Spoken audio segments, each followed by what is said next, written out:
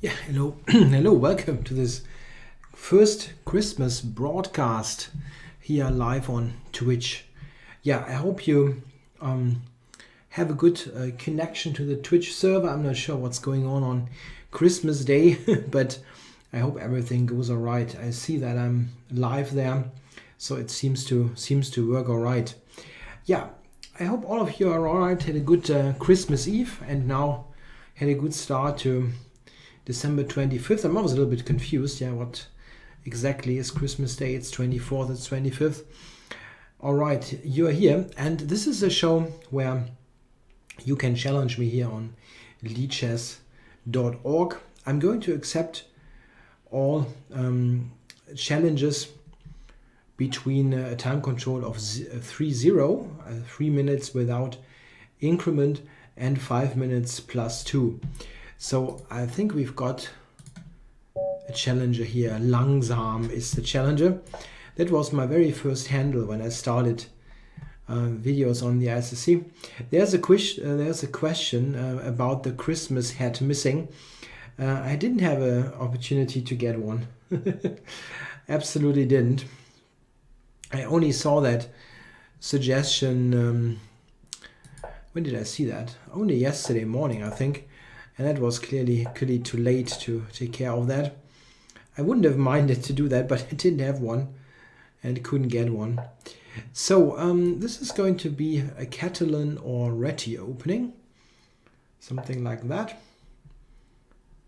Probably a Catalan with a d4 now in.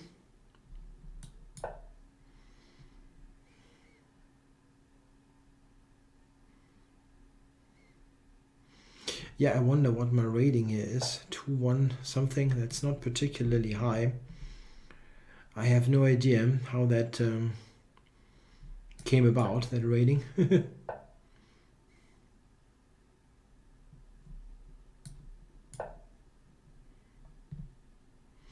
Yeah, I saw you donated. I couldn't get one.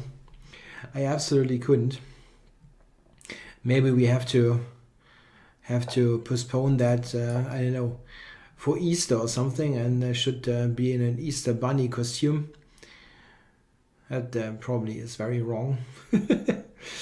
Okay, we transposed into a stone wall here. My opponent is not trading on e5. The stream should work all right. I see it myself, so it should work. I now made a setup that I can actually check my own stream.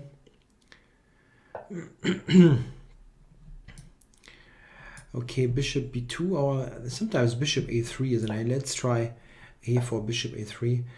Yeah, he's setting up for bishop a3, c5. I don't want that. Let's close it.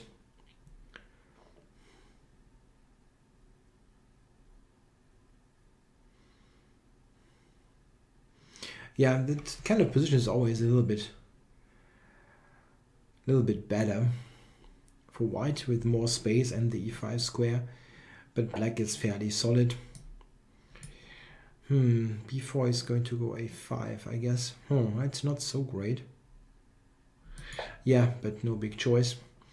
Yeah, it's a good idea if you send me your usernames on the stream there, so I can actually figure out who is in the chat and actually watching. Yeah, I want to preferably, of course, take those challenges and not those by other people.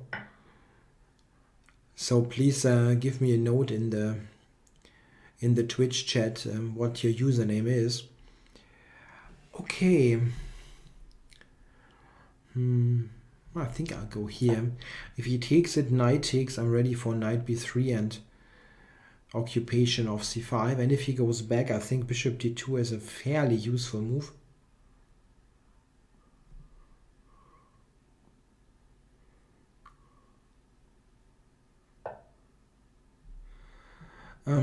I have no preference, rated or unrated. I think actually unrated is probably fairer for most challenges, as my rating here seems really low. Or is 2-1-50 something, is that good? I don't know. I cannot really, I don't believe it is a good rating, or let's say an appropriate rating for me here. But I think I never played the blitz time control on Lichess, only bullet tournaments. Okay, so I'm going to trade now here, then rook b2. I don't know. It looks a little bit wrong. Yeah, but what to do? I wonder if, nah, I cannot go c5. Nah, it looks good still. If I get in knight d3 and knight c5, that position is fantastic. Yeah, hello to Boundless Board, Michal 3141, Go Fix Mix, Gajinsko, all of you.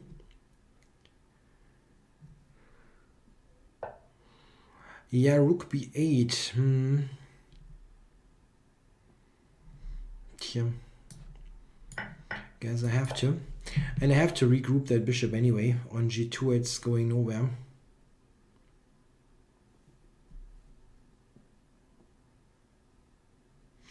Ah yeah, okay. My clock is obstructed. I have to check that for the second game. I couldn't really test that with clocks. Yeah. I had a quick game with the engine, with the computer, but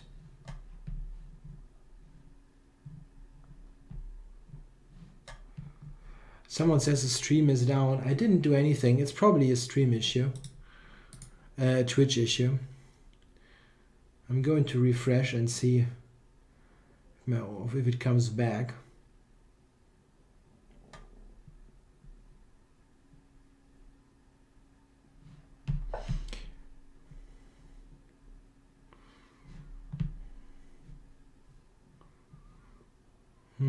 Twitch says it's okay, but it doesn't seem to be. I can restart.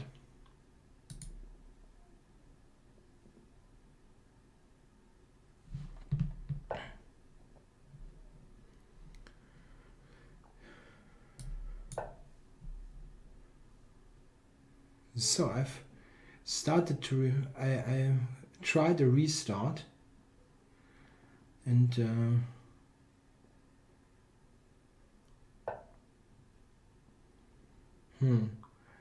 yeah, according to Twitch I'm live, but it seems I'm not. You maybe have to refresh.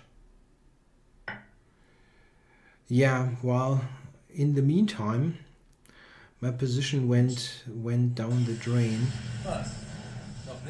What the heck? Yeah, it's slightly irritating if you have to fix the stream while playing. So what about this? He's attacking c5.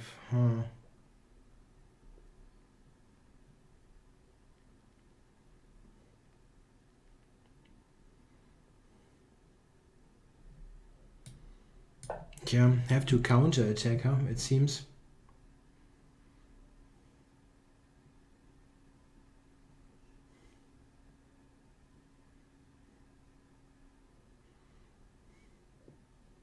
Yeah, I think I'm on again, but slightly irritating.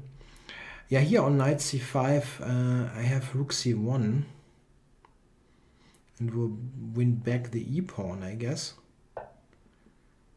Okay, and now I can push this, attacking the knight. Check here. That looks dangerous for black. Not necessarily losing, but very dangerous. So what now? What now? Bishop a6 maybe. I think I should make sure that the knight is still on there. No, I don't stream that regularly. It's normally I don't really find the time to do that, but Christmas days are cool for that. So bishop to b5. Yeah, I do the Monday streams. Yes, that's true.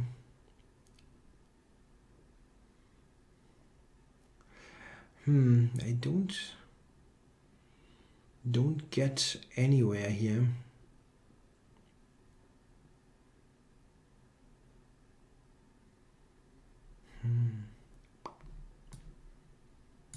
That's probably not helping a lot, but I didn't see a way forward. Yeah, so I won that on time.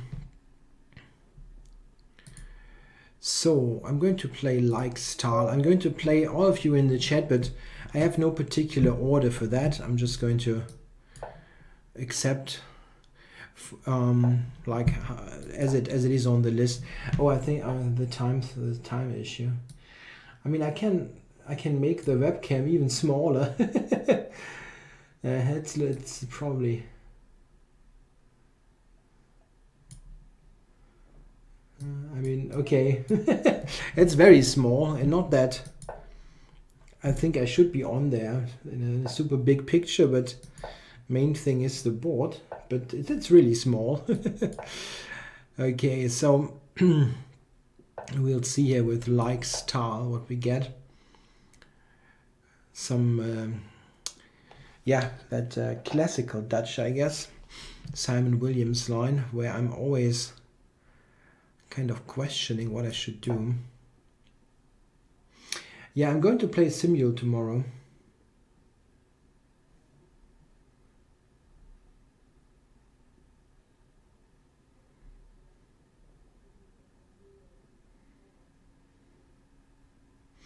Yeah, agreed. Flaneur says that if there's a player he would definitely like to have a beer with, it would definitely be Tal. Yep.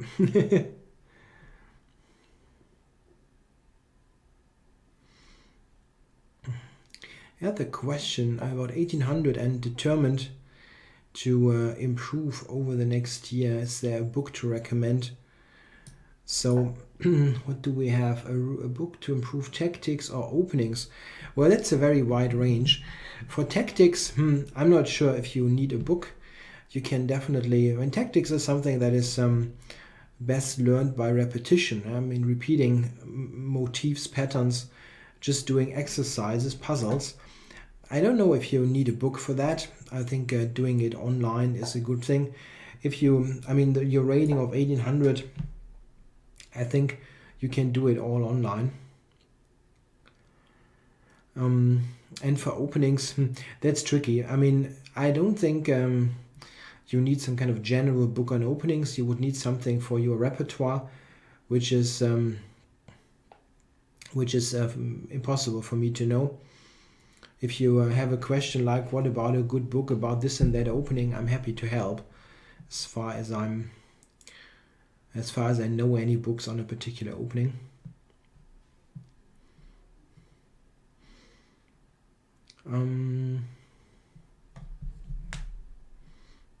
Yeah, I like my position here. I got in e4, and if you get that in, and I take f5 now, right?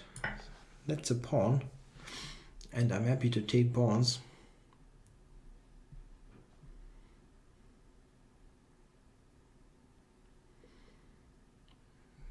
It's also not quite clear what his next move is.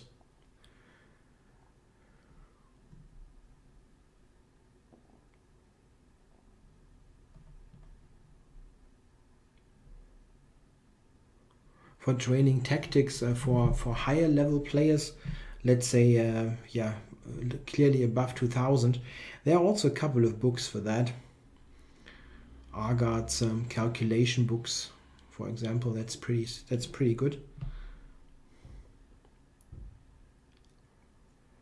So my stream just went black and now it came back. It feels kind of unreliable here, right? Okay, so now I'm ready for knight to e6.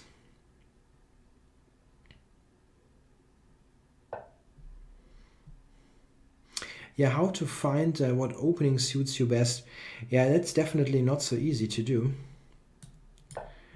a good idea is to to look at an opening in a somewhat superficial way. Just look at the main ideas, some main lines, maybe not much, just a little bit, to see what it's all about, and then test it in Blitz and Rapid Chess Online. If you score absolutely no points, you can avoid the opening. If you score somewhat decently with limited knowledge, then it is an opening that you can investigate more. This is what I did quite a bit. I was just looking at some main lines of a particular opening and see if I scored. And sometimes I did, and in those openings I had also good results in tournament chess. Would you play tournaments? Is that a question? I mean, of course, why not? Yeah? Tournaments are good if you have the time.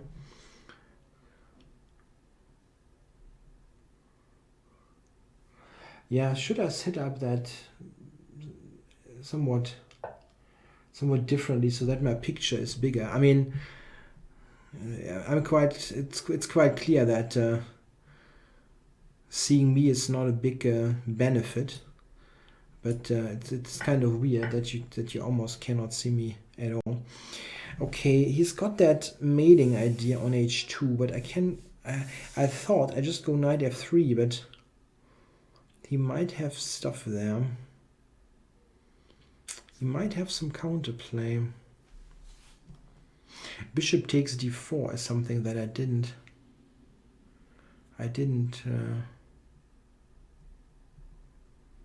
think about.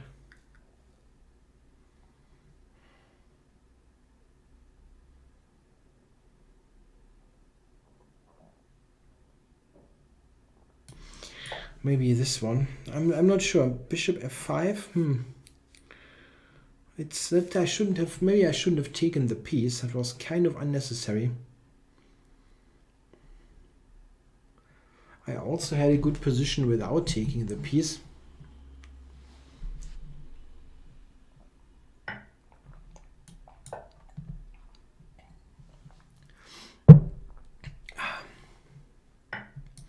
No, I have not scored a Grandmaster norm. Not a single one. And if I'm giving away material like that, yeah, I couldn't really avoid it anymore. So let's see how to do that. I can go rook e7 though, counter attacking. That's not a bad move, I guess.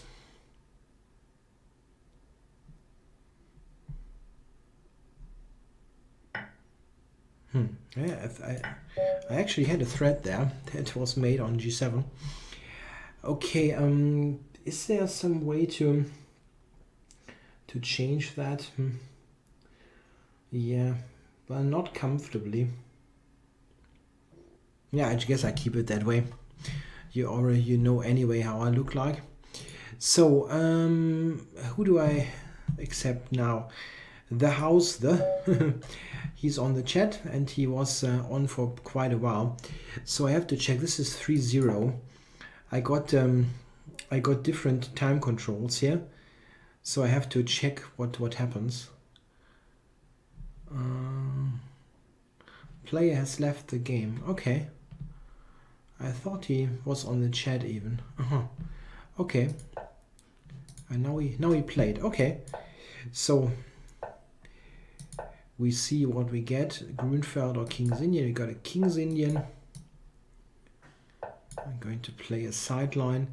And I have to be quick there. 3-0 is not my usual time. I shouldn't have played f4. f4, it's not such a bad move.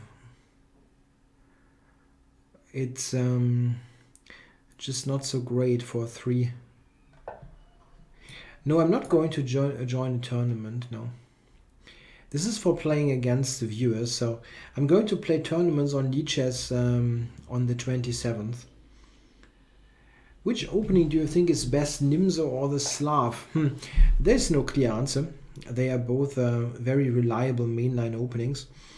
I think they are different. They are both pretty sound and solid.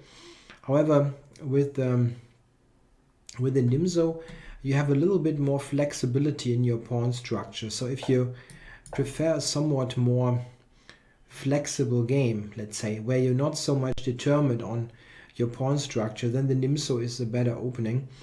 But there is no difference in quality. The Slav is a little bit more static. Just a little bit. It depends, of course, on the lines that you play. But it's impossible to say one or the other is better or worse.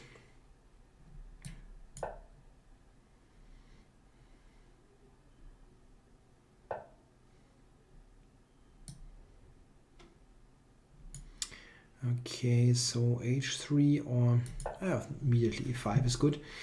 Yeah, I got a big center. That is, of course, the idea with f4. So that went quite nicely.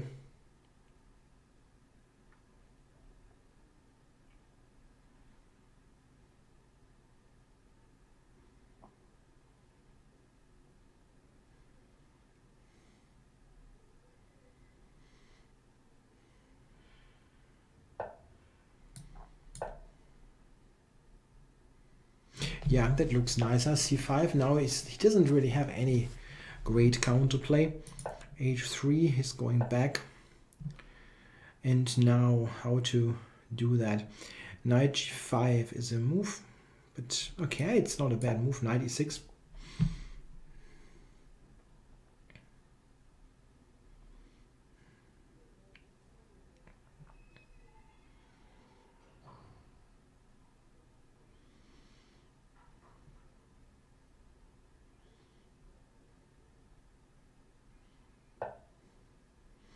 Aha.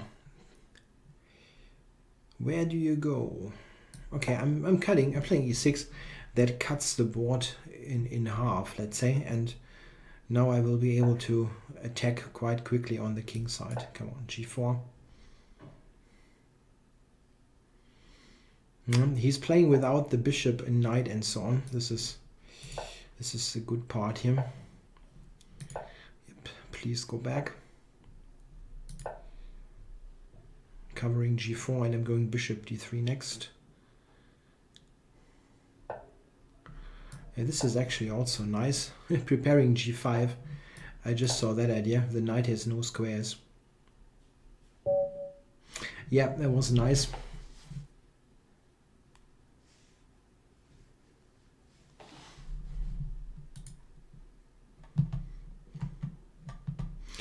Okay, I'm going to just pick a couple of people that I see from the chat. Joachim Eiben here. This is 3+0. Yeah, good question here by Flaneur. Is that a new style by Magnus or something that relates to pragmatic play against non-elite players? Yeah, one thing is that a lot depends on the opening play, I think, what Carlsen or other top players are doing, because in the super elite events we have a pretty limited let's say choice of openings. It's a lot about the Berlin and those kind of super yeah, so somewhat stodgy openings at times. And in those in an event like Qatar, if he plays Li Chao, he's going for that super sharp. He plays the anti-Grunfeld, let's say, and well, that's that kind of a sharp game doesn't happen that often in top level chess. In particular, also that game against, I think that guy was the name Yufa. What that person played was just terribly bad. I mean, sorry, if he's got 2,500 rating and played that like a little kid. It was really bad, the way how that was played by Black. And this is simply, that doesn't happen on the top level. Absolutely not. So what is this here, by the way? While chatting away, I'm winning this bishop here, right?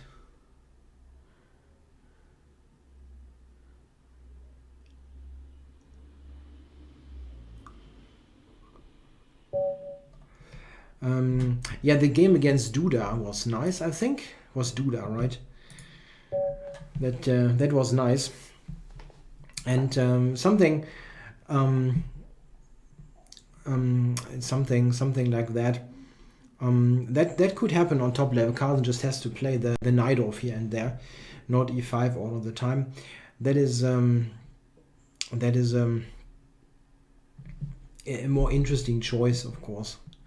Yeah, I wasn't trash talking. I was just evaluating what this guy played, and this was just an unplayable opening. He was basically toast after a couple of moves, strategically at least.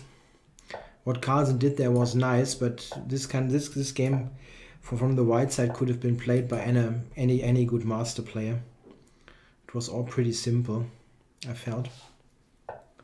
Still nice, yeah, but it wasn't. He didn't need to do anything special in that game. It was just too bad the black play, let's say. Okay, that's interesting. Now a5 is the normal play here.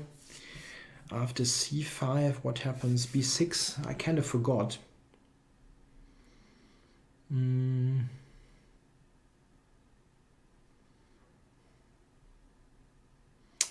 Yeah, a4 is in the cards.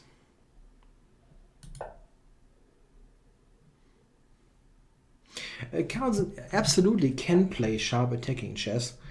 It's just that if you look at those elite events, well, when is he supposed to attack there against against the Berlin? There is no attacking line against that opening. Nowadays you don't get the same kind of variety of openings that you had, let's say, in the 1960s.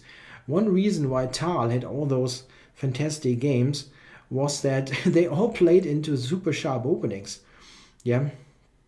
If you let Tal play against the Berlin defense day in, day out, he doesn't sacrifice the house and win brilliantly. I can absolutely guarantee you. Okay, rook b8 seems to be in the mix here, and this is 3-0 also. So I have to be a little bit alert here. Will be difficult anyway. Ooh, that doesn't look good really. I don't have great squares for the queen. Not a happy move, but maybe I have to do it.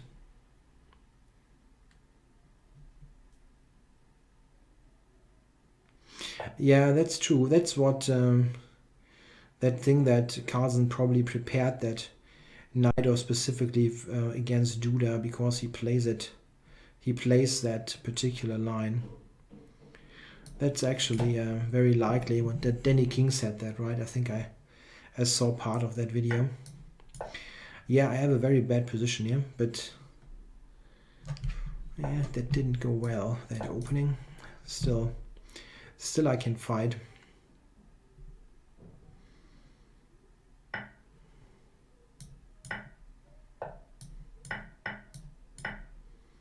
So that's not so bad.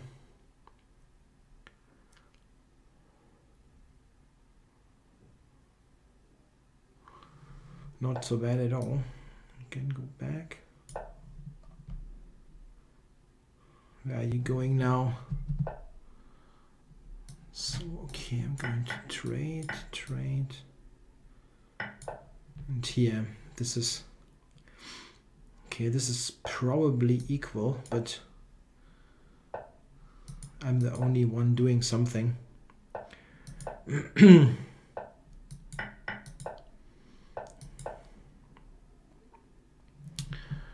Rook g8 would have been interesting for mate. I still have h3 though. Okay, I'm trying this first. And now switch over for rook b6. That's a good threat. And rook b7 is also in the mix. I'm down on time, but the position is good now.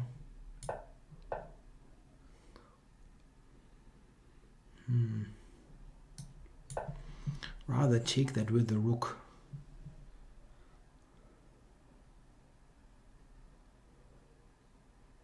It's very good for white, but 38 seconds.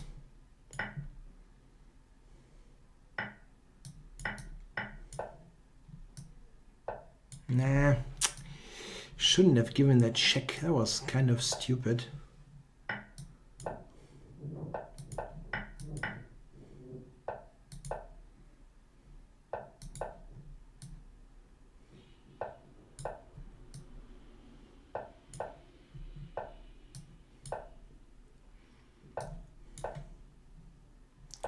I don't even know where to offer a draw here. Is that here?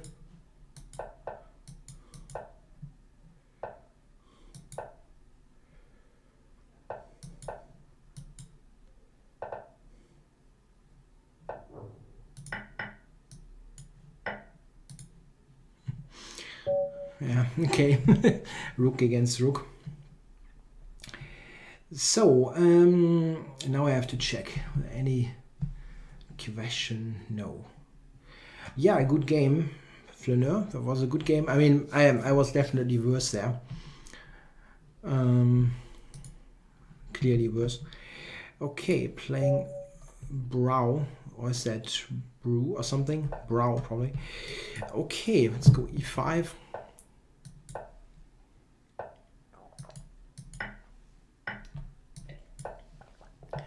What is this now? 3 plus 2. The the varying time controls.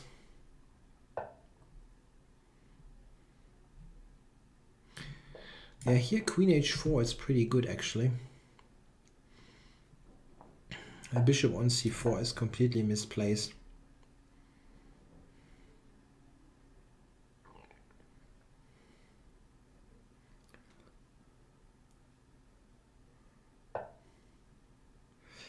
So I can go d5 now already. I think I will. White cannot take as the bishop is hanging. Still he does. I'm happily taking that. Yep, that was a quick game. Yeah, sometimes it happens. c4 was unprotected. So, let's go here. Jesse HF. I saw you on the chat, so let's get going. Let's get e4. I'm actually winning points here as my rating is so low here on Lichess. So let's see if I can. Let's go for an open Sicilian. That's always a challenge for me as I don't know that opening well.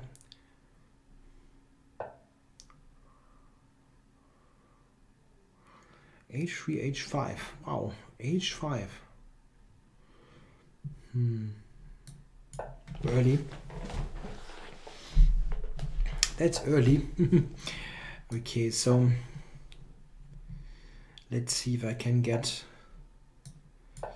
long castles in quickly.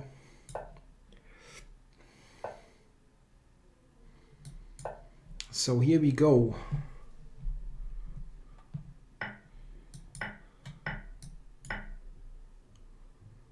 Yeah, you can take g4, but that's kind of risky, I guess. Queen h8 is coming.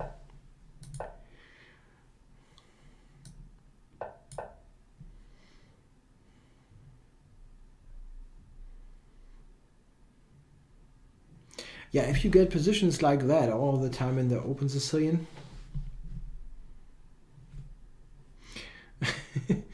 What kind of time control? The 30 seconds time control. Okay, yeah, that's something maybe for the tournament session.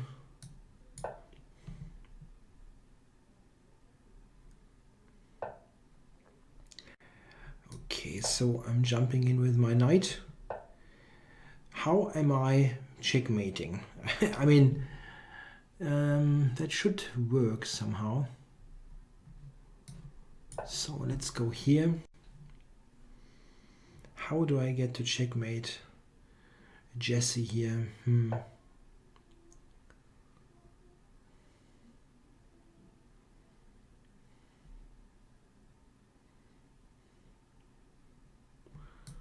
That wins material. I think I'm going for that. Yeah, I would prefer 3 minutes and upwards to provide a little bit of commentary. In bullet, it's difficult for me to do commentary. Okay, that was the idea for bishop h6, and I'm threatening g7 as well. So g7 or the bishop, what is actually better? That is better, right?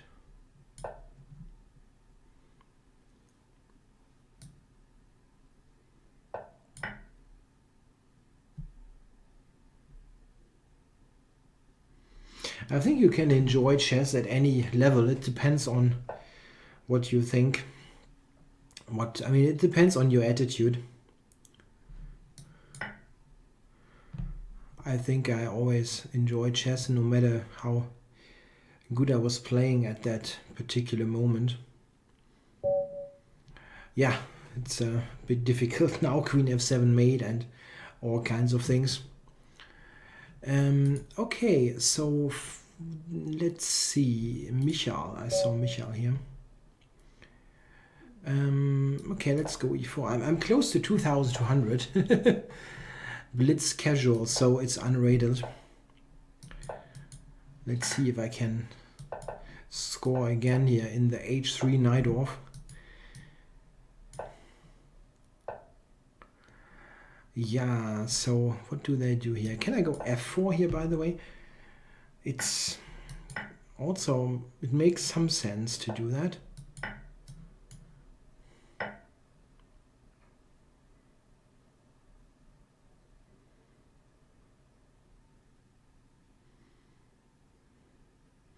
Yeah, it looks like a strong bishop on c4.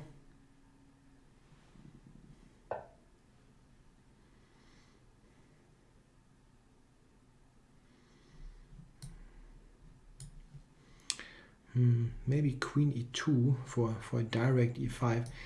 It's maybe an idea going for e5 straight away. And here castling long. Yeah, that makes sense.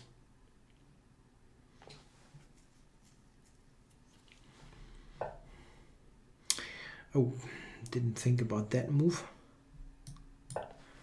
Not much choice. I have to cover c2.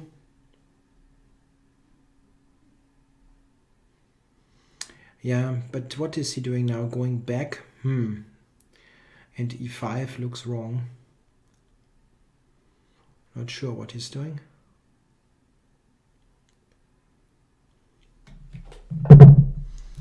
He's going e5.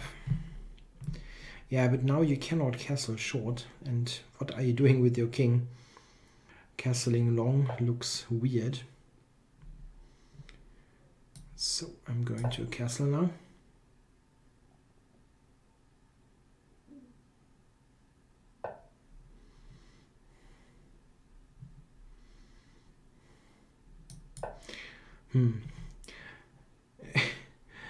Eamon Hambleton, this impressions of Caruana and Nakamura, not a great Arnold. You mean chess-wise or personality-wise or whatever?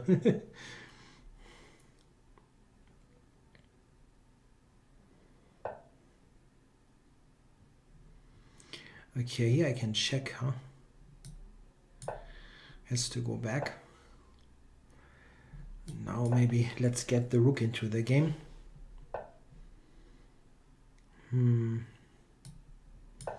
Queen takes a6 coming. Oh, knight a5. It's check on b3. I didn't see that it is a check. Stupid. I was thinking queen a6, but knight b3 is a check. It's a check. Okay, the good thing is that it's still a good position. It's not quite compensation, but probably it is even. Looks still pretty awkward for black. Voice whites, okay.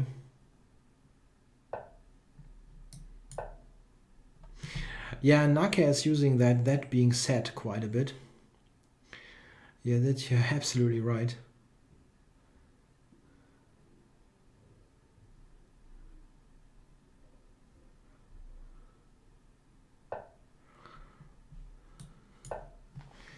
Shooting for queen b6 again.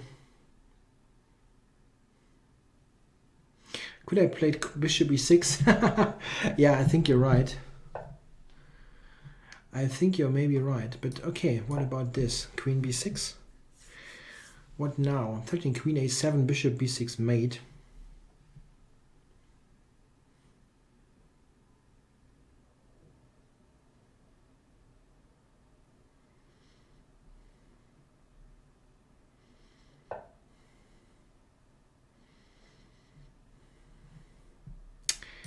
Okay, I can win some stuff and I'm happy with that. So what now?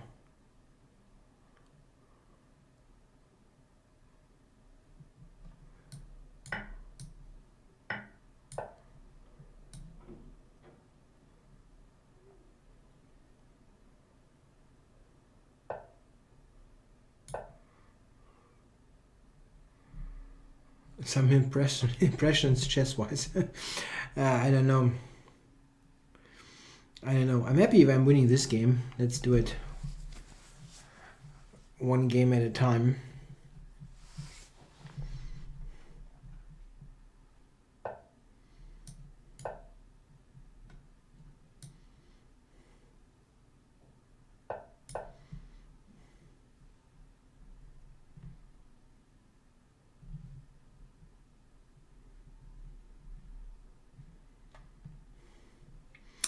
Hello to P-Brained.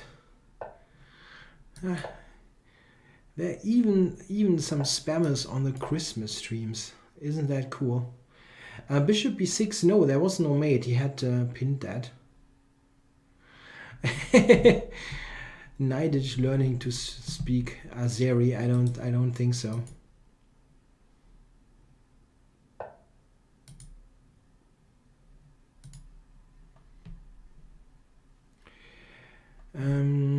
Wow. He actually found a move to continue that game. Okay. Simon Williams. Harry! No, I don't have it. I don't have it in me. And I don't need to. Okay, I'm just take this piece up position. That's cool. Good enough.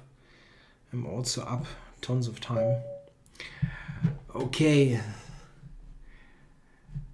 So what else do we have?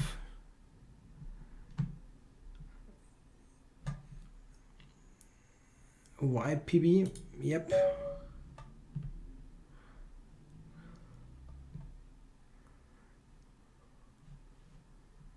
This is 5-0. Yeah, I have to adjust.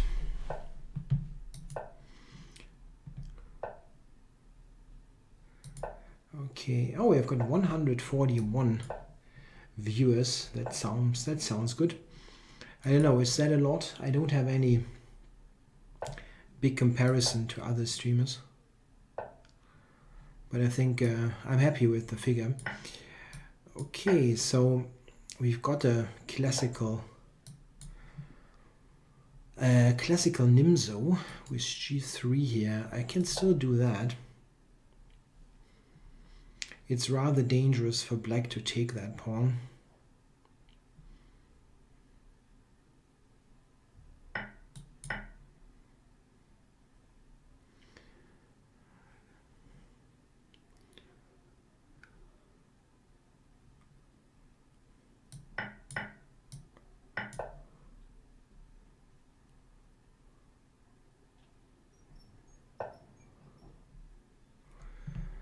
Okay, so knight e4, I guess.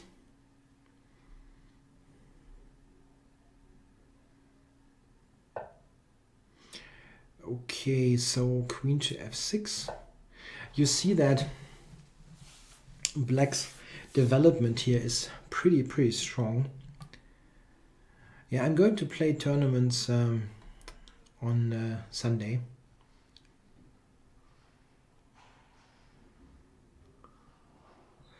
Yeah, how is he covering this? Bishop e3, b2 hangs. And I've got bishop f5 also coming. Yeah, white was playing a bit much with his queen here. So, what to do? Knight c5. I can even go bishop f5 here. I think that's probably the strongest.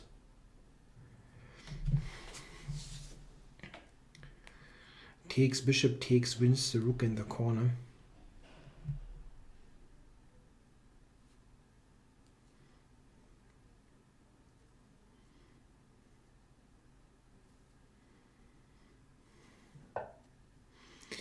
Yeah, again, he's got no good development, and I've got knight d3 coming up.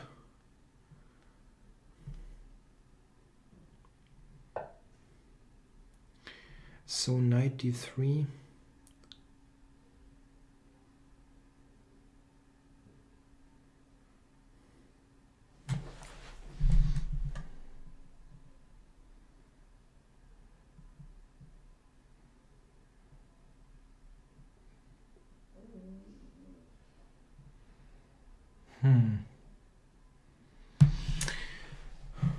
I don't see a mate.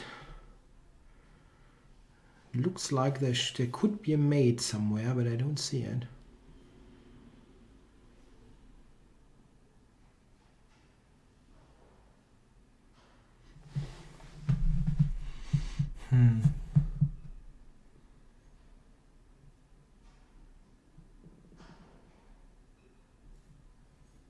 Yeah, I know that I win with a couple of moves, but I was thinking if I have a mate somewhere, it looks a lot like there should be something. This, I don't see a mate.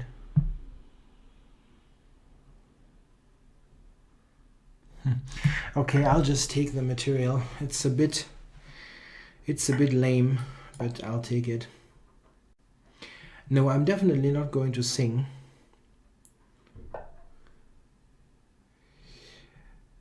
So I'm at the end, I'm taking this material here, which wasn't probably the best, but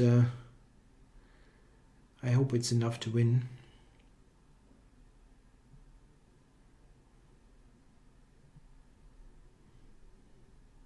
Yeah, e4, I think I'm going to sacrifice, right? It should be decisive. Maybe not, maybe not. Could be some trickery.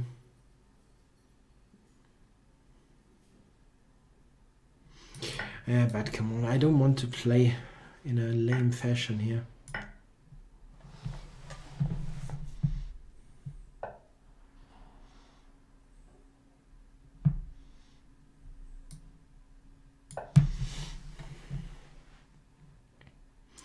I was thinking that I should win some stuff here, that bishop on a1.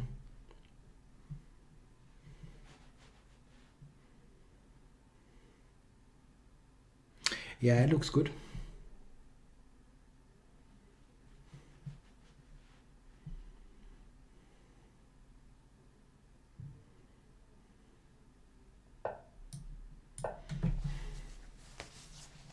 Yeah, I don't see how he's going to save.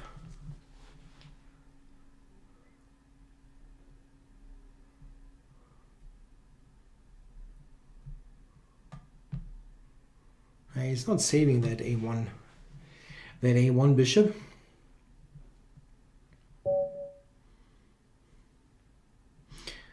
I'm definitely not going to sing. Okay. I'm not quite sure if we got someone still on here. Triple blunder.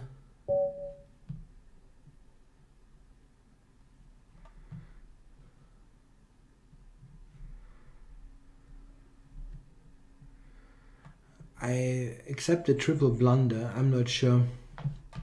I'm taking on challenges. Yes, you can challenge me on lead chess. Happy to accept. So yeah, what did I do yesterday on Christmas Eve? The same as I always do. I'm going to usually visiting my mother, and we have some quiet dinner. And it was relaxing as always, having some good food and yeah, have a nice and quiet evening. Oh, no, that wasn't a triple blunder, it was a mouse slip. I wanted to take on d4, of course. Now you can just take it. Wanted to take on d4.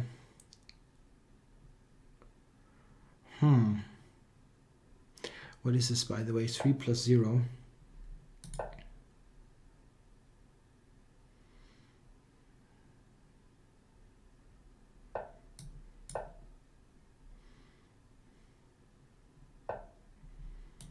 I didn't get a chess set. No, I have one. And I don't need any more. I actually got some equipment for my kitchen. That was very nice, actually.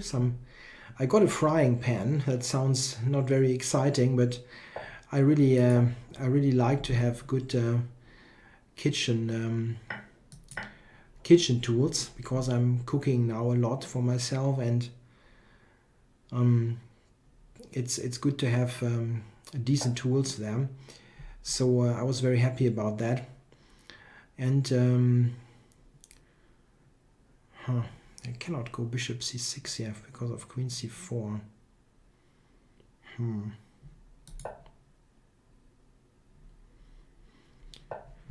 Oh, I'm happy that he allowed that. I didn't take on d7. And I also got a nameplate for my apartment door. That's also very nice, because I'm going to move into a new apartment next year, and I need a good nameplate for my door, and it's very nice. It's a very nice plate. So I've got something useful that is really it's something that I can use. It's not the kind of stuff that you put in your, I don't know, in your cupboard and think, oh my god, what about this stuff? So what is this? b3 out for c4. I'm happy that I can block this. Knight on c5 is not so badly placed, and I've got a huge time edge.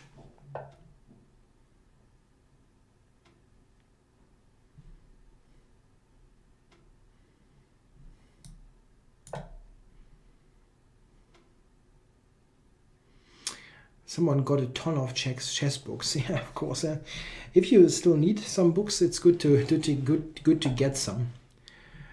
But I have so many books, and I tend to buy them for myself. I tend to buy them on my own. This is the right sentence.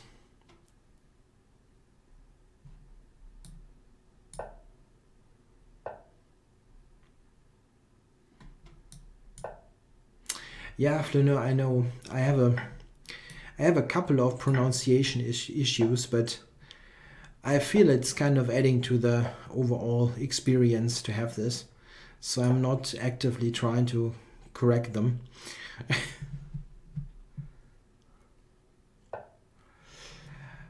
Okay, so what about your queen, buddy? Is that queen having lots of squares? I think it doesn't. This threatens knight e6. I could have gone g5, maybe, right? I think I could have gone that. Could have done that. Okay, that wins the queen as well, but g5 was pretty good.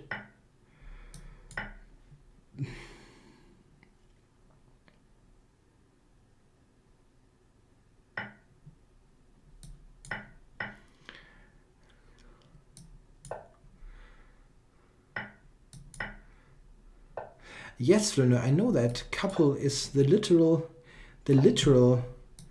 translation would be 2, but I know that it is also used for a bunch, let's say.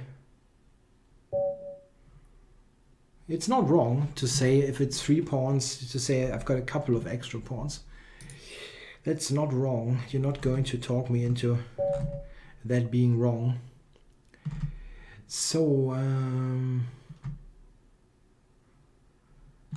anybody around? Chess bra? Is that the real chess bra?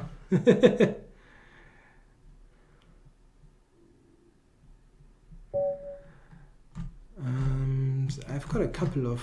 I'm going to accept just the.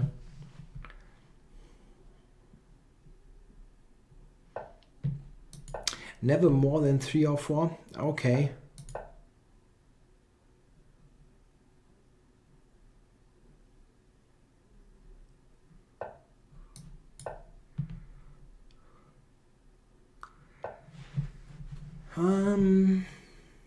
Yeah, let's go Queen E7.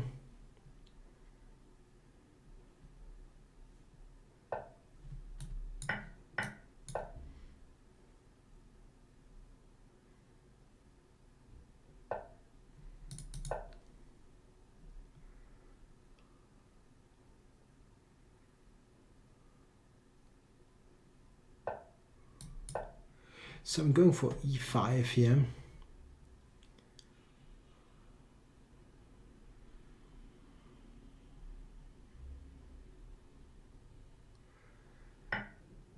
Well, trading is kind of helpful for black normally, because D4 is just a stronger pawn than D6.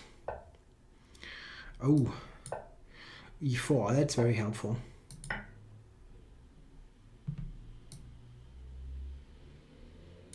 If he takes with the knight, I can even consider to just grab that pawn. I mean, I think I will take it.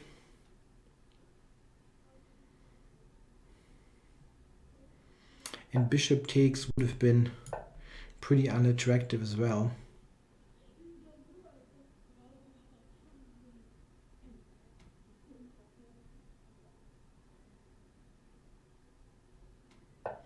Now that looks fine. I don't think he's got anything.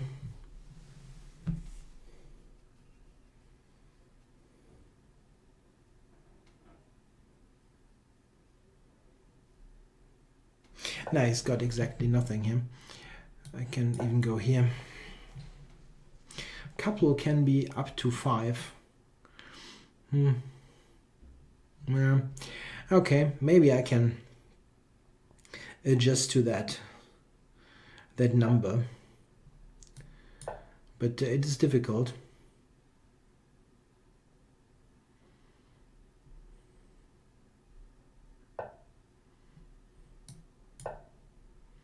It's difficult to adjust to something that you are used to, or change something that you're used to. It's the same thing. There is one particular guy who keeps messaging me from time to time that it isn't a fianchetto, it's a fianchetto. And I know that it is the fianchetto, but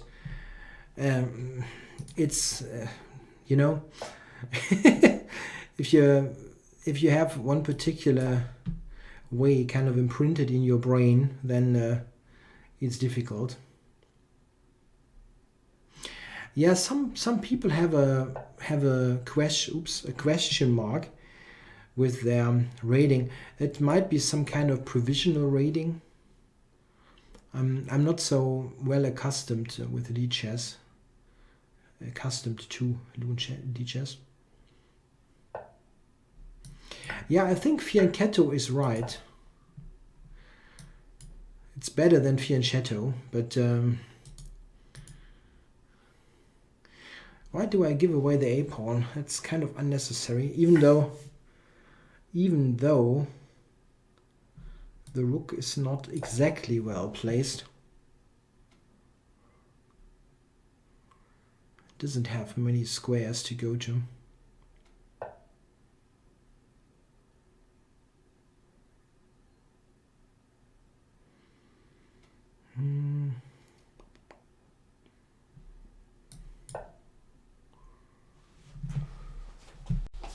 Yeah, you can challenge me on lead chess.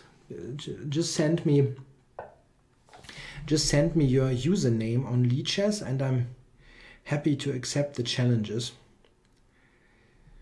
So he went c5. Why is he playing good moves now? That's not fair.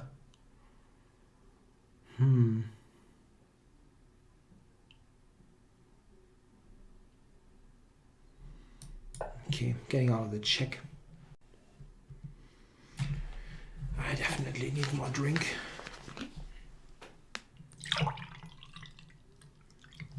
I've played rather quickly.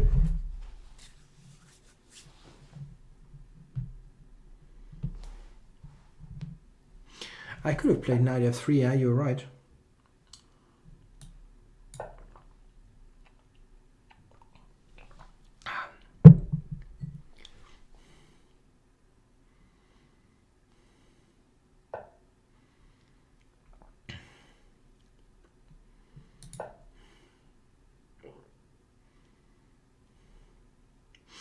I could have played knight b5. I should take one of those chances. Now I think I know. He has bishop e4. He doesn't go for that. But now this one for knight g5. A lich is something like a zombie, yes, but Scheveningen. I'm not perfect with Scheveningen, but Sviagintsev variation. Sviagintsev. I can do stuff like that.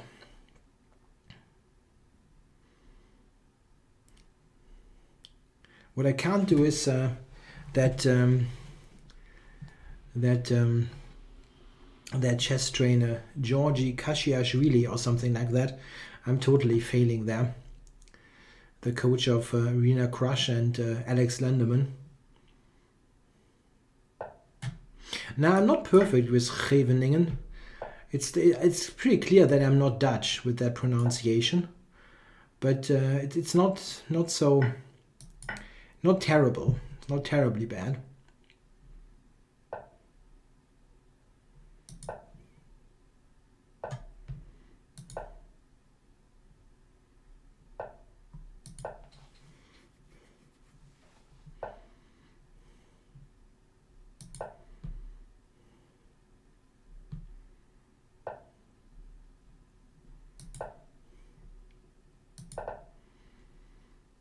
Yeah, I'm up a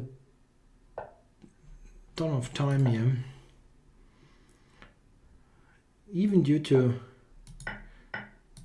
according to the rules there with the couple, I was up a couple of minutes, like 2.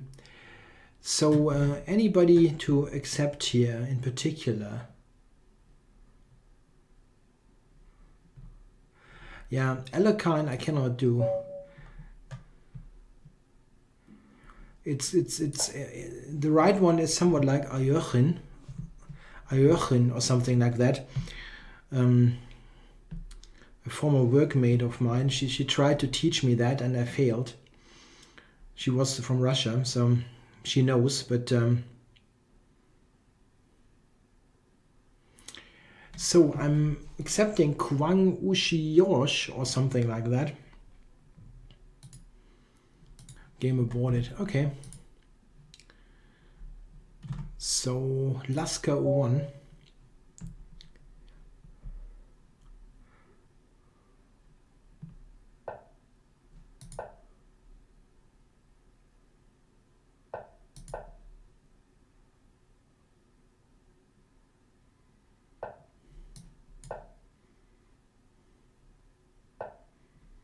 Yeah, with an umlaut.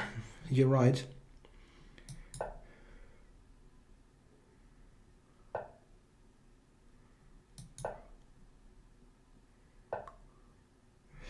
Okay, so interesting. This is a kind of a mix between the Sämisch variation and the Hübner. I think I'm playing it more in a Sämisch kind of setup.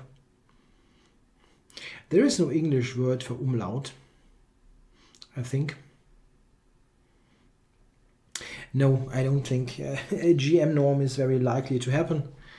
I have to play events and I have to improve my chess, and both I'm not doing. at the moment.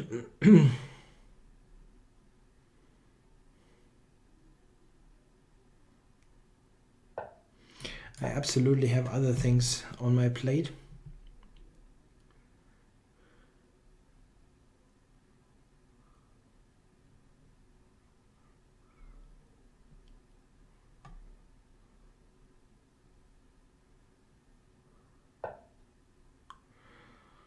The English word for umlaut is umlaut. That's cool. Yeah, so in this game, here white's pawns on c4, c3 and on d6 look weakish. The question is, can I actually win them or win one of them? How to do that? Knight e4, there is bishop f3.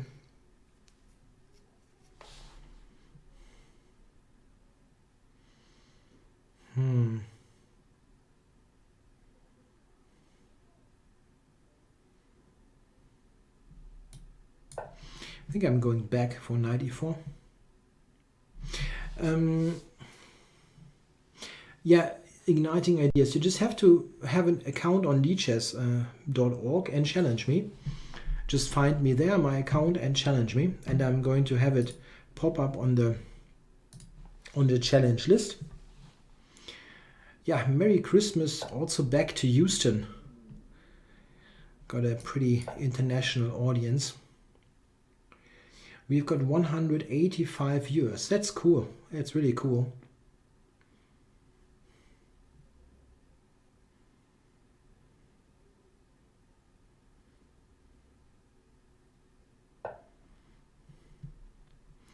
So I'm trying to win that pawn now. If he takes with the queen, I'll take d6. And knight takes, I think I can take d6. I can take c4, I'm sorry. I've never played anti-chess. I'm not so keen on chess variants. Usually feel overwhelmed already by the normal kind of chess.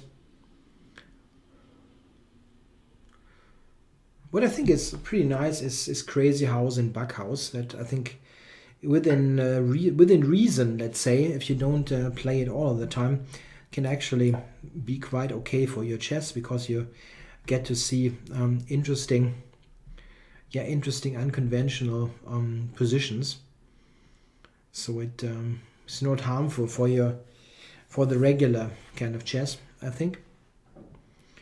Yeah, and talking about harmful, that pawn on d6 is more of a problem for white than an asset. He has bishop g5 though, I just see that. If he goes e4. Okay, so I'm just going to take it.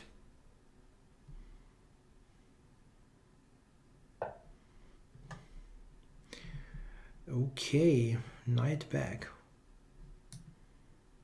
Let's go over here. That is a good diagonal.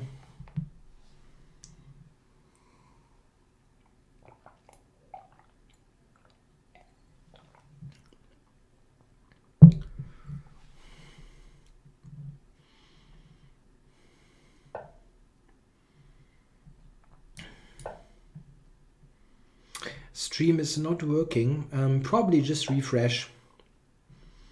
That normally does the trick. I want to go 97 and I cannot go 97. Knight is on b7. That's funny.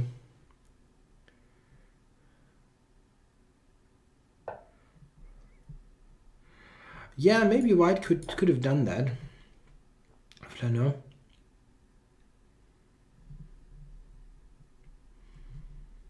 Yeah, you're welcome, Ibrahim. It's good that the videos are helpful for you. Helpful to you, yeah.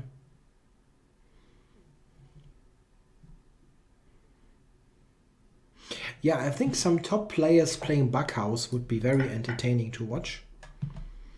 Yeah, let's say Aronian.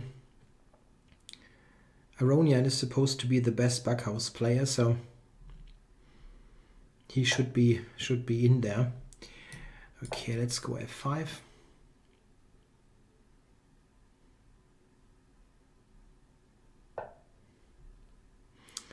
Okay.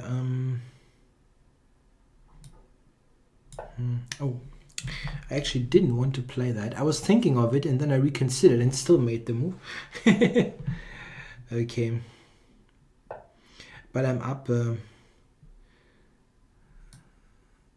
I'm ahead on the clock quite a bit.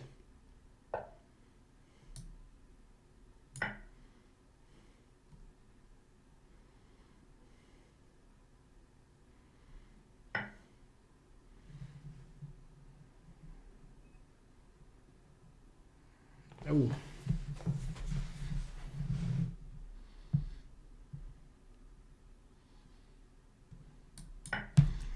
But I don't think it's working.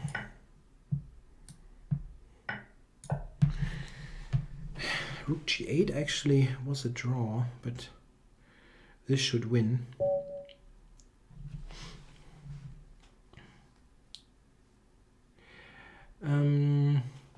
Jesse HF asks, let me just check who to take here. Well, let's go igniting ideas. He's in the chat, I know that.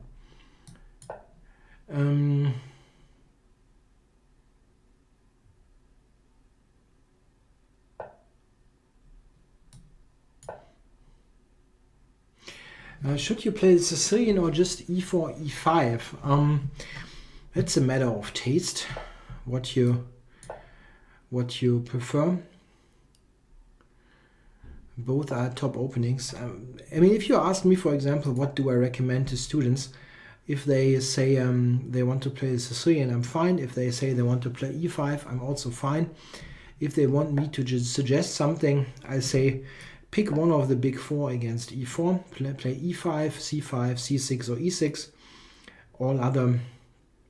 All other openings I wouldn't recommend. I mean, not that they are bad, it's just that if you have no particular, let's say, preference for them altogether, there's no particular reason why you should learn them. Yeah, I'm going to accept Amadan, but I didn't see it.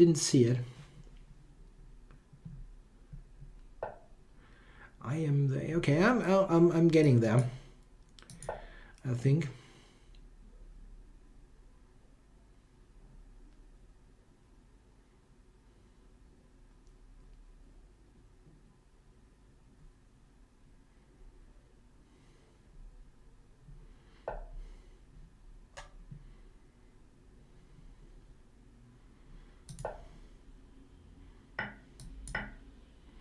No, I don't recommend the Scandinavian, but if a student plays that opening and he's okay with it, I have no objection for them to do that.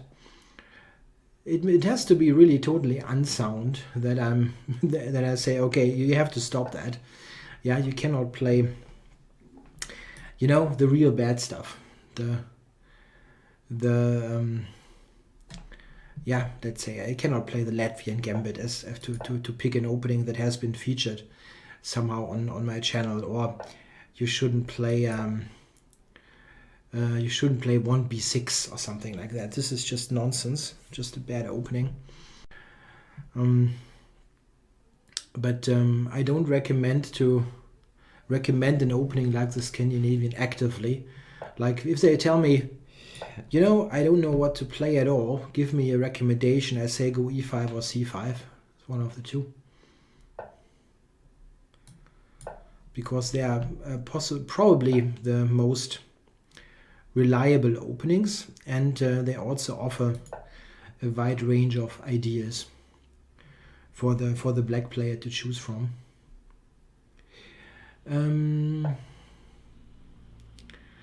c5, that's an interesting move. Yeah, I think I'm going there.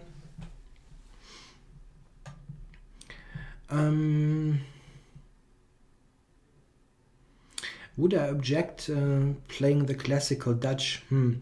That's close call. That's a close call.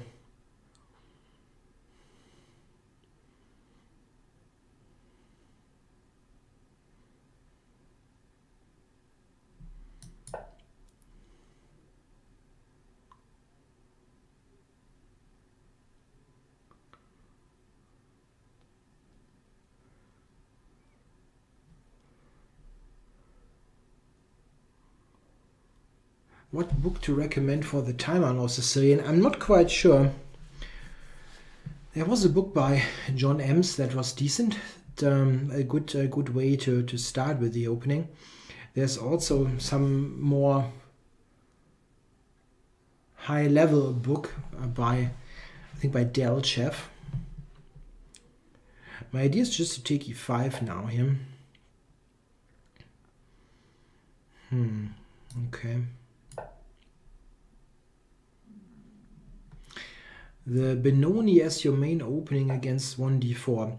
This is something that you of course can play. It's a very interesting opening, but if you intend to do that, you have to really put in some work. It's not something that you can just, I mean, look at for, I don't know, for an hour and then play. It's something that you really have to dedicate time to, yeah. Otherwise, you're just going to get killed all of the time. It's just a very risky. It's a risky opening. The Taimanov Bible. Yeah, that's right. There is a book coming out. That's true. Yeah, in this game, by the way, I'm trying to trade stuff. Oh, knight d3. Why is that working? Don't think it is.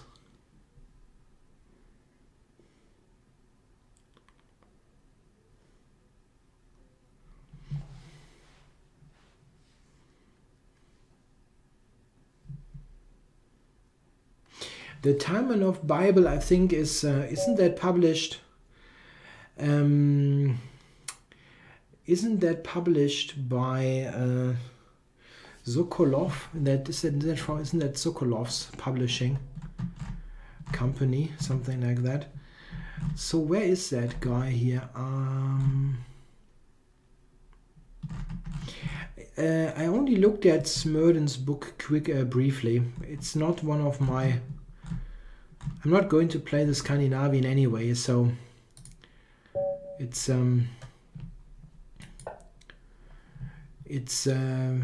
on my radar.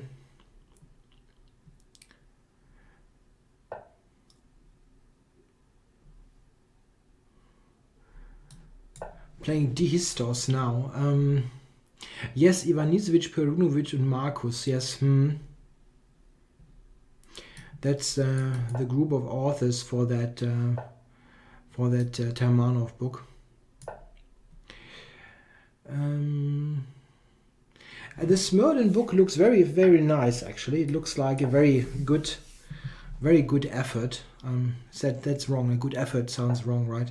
It seems like a really nice book. But I didn't really put in any time to check something. To check it in any detail. I just had a quick look, and I very much liked his style of writing. By the way, it reads very nicely. He's a good writer, which is something that I always felt a bit lacking in my own book. Yeah, I mean, I think I did a good job with the English language. They are not making many, let's say, grammar mistakes or something like that, but it's always difficult for a non-native speaker to get in, let's say, a good word play or something that is kind of nice to read.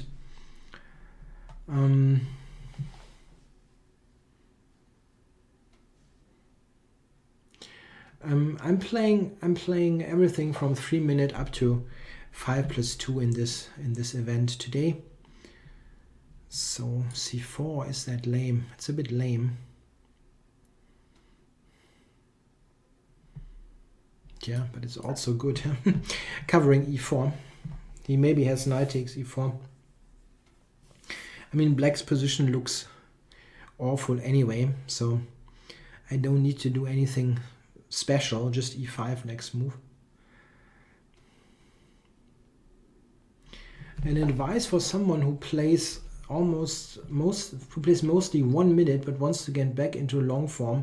Yeah, just stop 1 minute. I mean, there's no big advice there. Just stop it.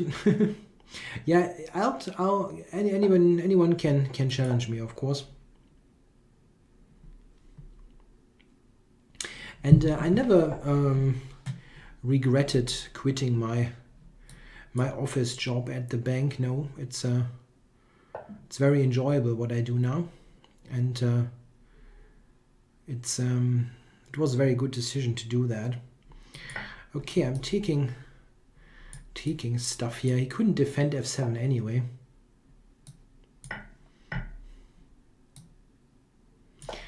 Here's an interesting question. Do I think one of the German Schachprinzen will reach 2,700? We have to explain there.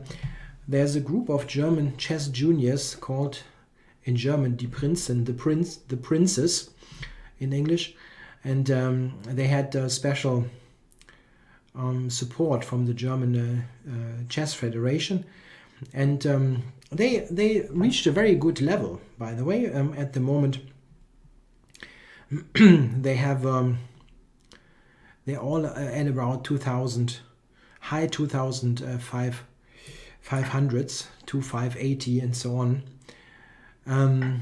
So they already that project was very successful. But will they reach 2,700? That was the question, and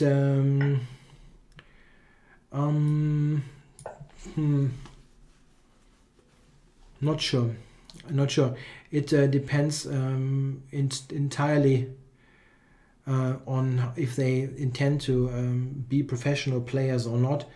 If they want to be and dedicate full time to playing chess, then it's certainly possible. But if not, no chance whatsoever.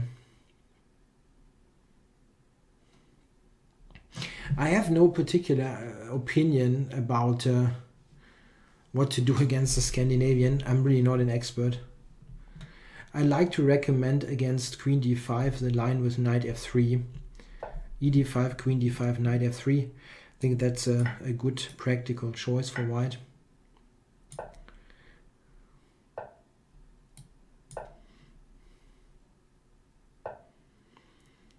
Yeah, Vincent Keimer is not part of the Schachprinzen group, but he's very talented, quite clearly. Yeah, Klaus Bischoff again won the German championships. Yeah, he's still a very strong player and a very nice guy, by the way. So good to see some nice person winning events. So I'm going to double on the 7th now.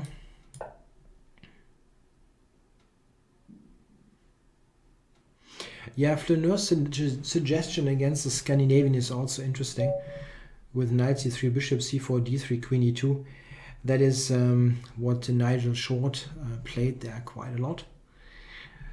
So, who else do we have? Lenske. I want to play the guys from Twitch, but it's difficult. I keep forgetting who's on the chat and who's not. Have I ever met a rude opponent in the tournament? Not terribly rude. I don't remember anything particularly awful. Matt Bro. Yeah, Matt Bro. I'll take you next. And chess at 2. Okay. So I hope I remember that in 6 minutes.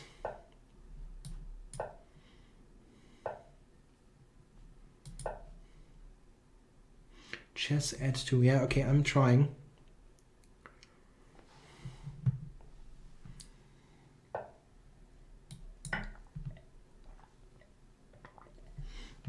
And the pawn is really attacked there. The Rainbow Viking. Yeah, eating noisily at the board. That's really a bad thing to do.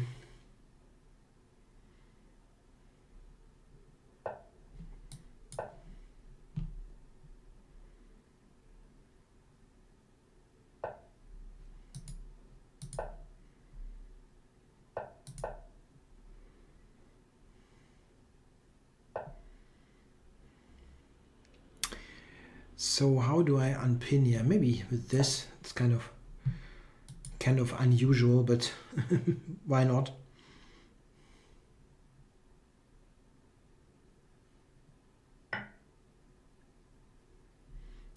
Okay.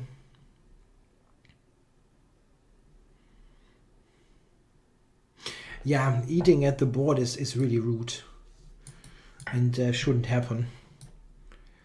It's also absolutely not allowed.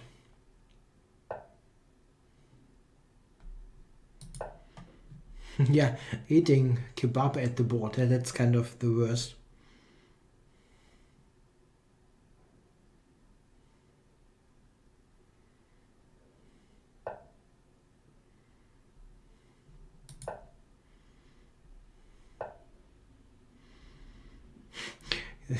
Cool question. Can I eat a banana whilst making eye contact with my opponent?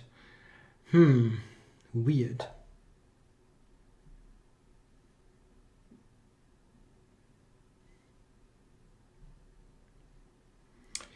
Okay, I'm covering c7.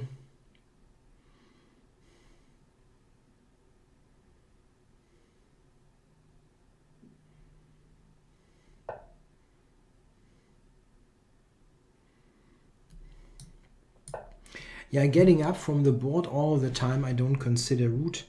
I mean, I think I do it to myself all the time. I used to leave the board. I used to leave the board even more often when I was still smoking.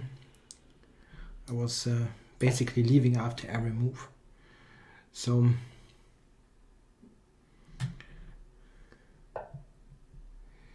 yeah, using the word actually all the time is annoying.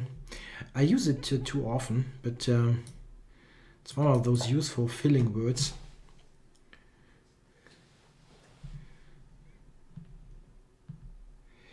I don't have any particular tournaments planned in the nearest future. It's also absolutely impractical in the next couple of weeks, as I'm going to change my apartment. I'm moving to a new place, and this is all of the focus.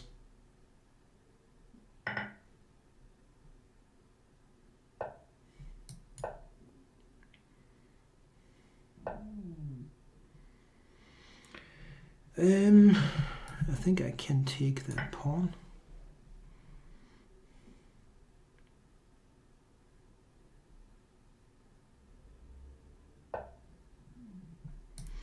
Oh, you stopped smoking today. Good. If you manage, that's good stuff. I'm happy that I managed some years ago, or a couple of years ago. That would actually be correct. It's about 3 years now. Okay, so chess at 2. I'm going to do that. I haven't lost the game yet. That's pretty good, but I was lucky. I was a bit lucky there.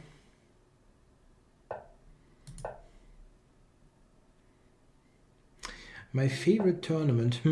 I didn't play that many tournaments, I have to say. I liked a lot the Open Bavarian Championships in Bad Wiessee. It's probably the most prestigious German Open tournament, and it's very nice, very nice. Yeah, hello to Bayerischer Schweizer. Now, don't write inspirational messages on your score sheet. Not a good idea.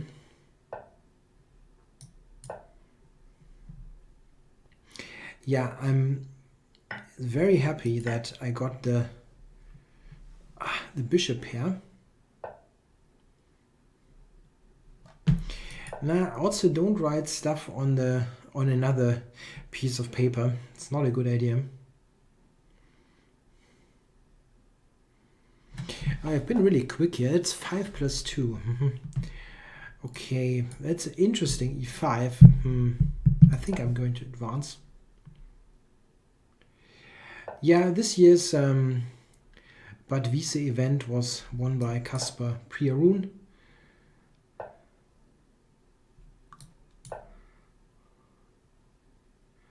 It's a really nice event. It's also a very nice place there. Especially, I mean, it's usually early November, and I mean, okay, not this year, but sometimes in early November you have some kind of. It's a little bit, yeah, it can be a little bit like winter, some winter weather, some snow and so on. But okay, not this year. This winter so far is not happening.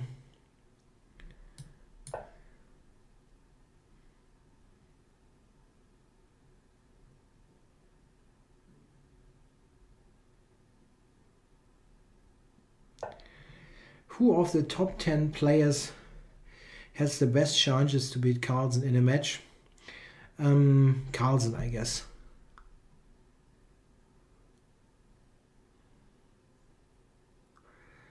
Okay, it's got knight h5 coming.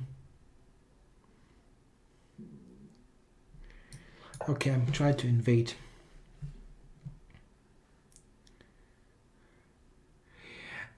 I haven't looked at the lead chess insights, not at all. Oh, that's a good move here by chess at 2. Okay, I'm going to move that.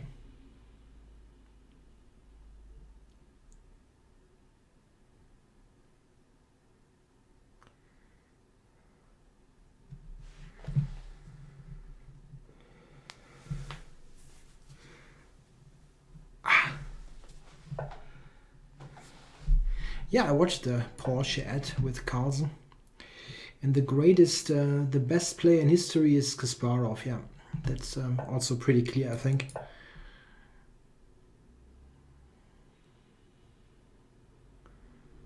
He's been the #1 player by a mile for such a long period of time.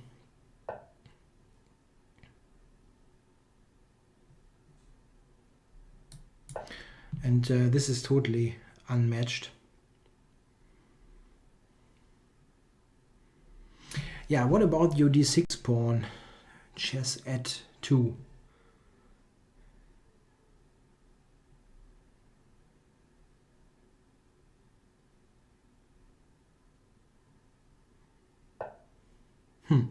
He just is, he's very kind and gives it to me. Probably he couldn't protect it. Yeah, someone is suggesting that Giri would have chances against Carlsen. I actually agree, yeah. Giri's big advantage there could be that he's actually believing he can win, unlike some other guys.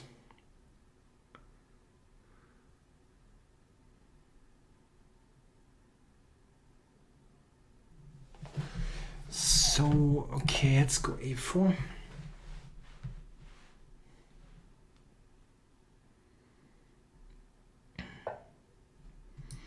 Yeah, I got this one. Now I waited for him to play his knight away so that I have knight f5.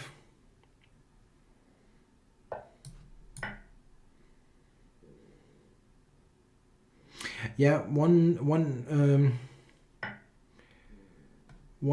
important thing about challenging for the World Championships is that you should actually believe that you can win.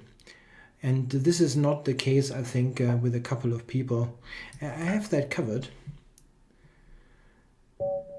So I don't think that some of the people participating in the candidates tournament that they actually believe they could beat Carlsen. So the Rainbow Viking, I'm going to play you now.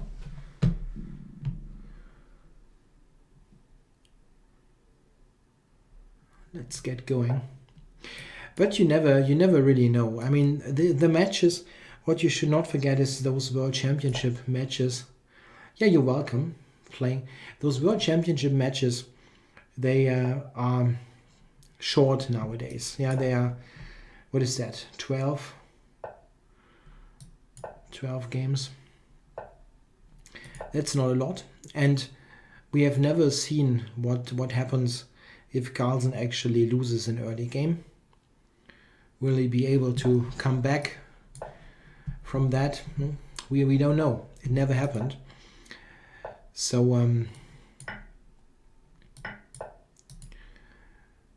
we'll see. I think we definitely will have some kind of interesting match from that World Championship cycle.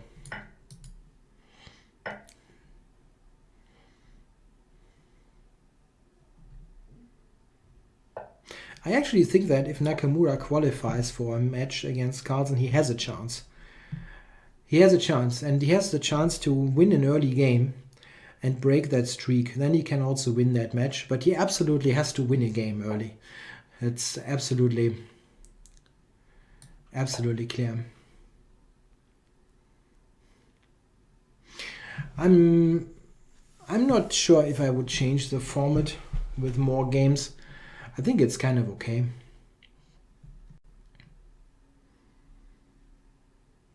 I think to determine who's the better player, some more games would be okay. Yeah, like let's say 14. Huh? But it's totally okay if they play 12 games.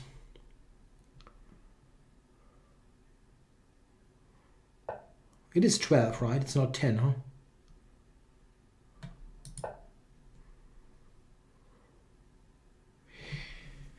Okay, I played super quick here, which is good. But is it good chess? I don't know.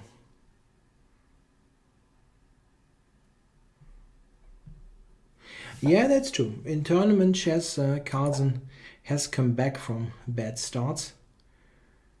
But oh, did you plan that, Mr. Rainbow Viking? That's cool. Just getting that knight en prise and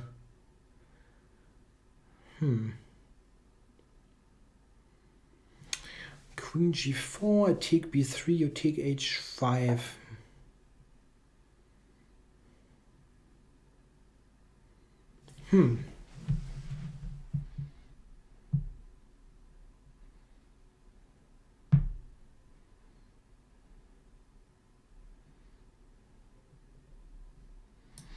Okay, I'm going to take that.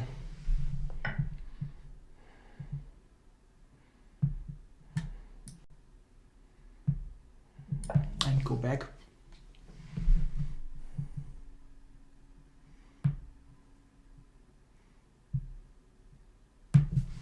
En prise. En prise. The best chess commentator. It depends on your definition. I enjoy Svidler a lot because he's absolutely competent. I mean, obviously, as he likes the word obviously, but he's very obviously very competent. I also, in general, I like Yasser. He's a nice guy, but his commentary is getting more and more. It sounds more and more like he's teaching little kids, and this is a little bit. I don't know. It doesn't feel right all the time. Okay, Rainbow Viking tries to get active here. I keep my pawn. Yeah, also like Nigel Short. It's kind of he's controversial at times, but I like his commentating style. I actually don't mind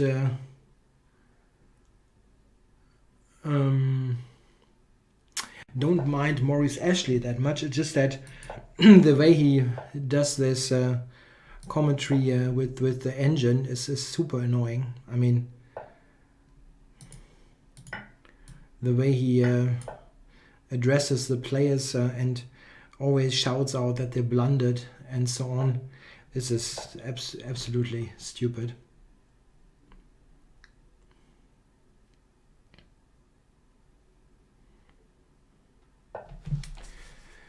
So let's see. I want to move my pawns forward now.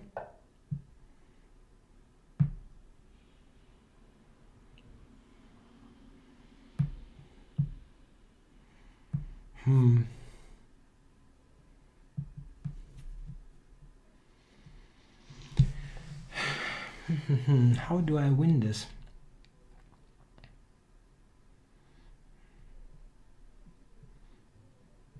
I'm a bit unsure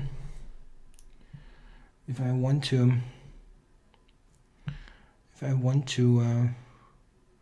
allow rook a8. I don't think I want. Okay, I'm breaking through here. Was there a question about me doing a video on the Ruy Lopez? My e4 e5 series is not finished, and I will do that at one point, but I don't know when. I don't know when and how long it takes. Yeah, the thing is, Maurice doesn't use way too much engine stuff. He's there to do it. This is his role, but the way he does it is wrong, in my opinion. It's just, I mean, you can use the engine in a useful way, but you have to be absolutely realistic what happens there. I mean, I've done commentary on those top level events myself for the ICC, and we don't use an engine there. We're always a team of a grandmaster and me, and we don't use an engine at all. What we do is sometimes that people send us tells on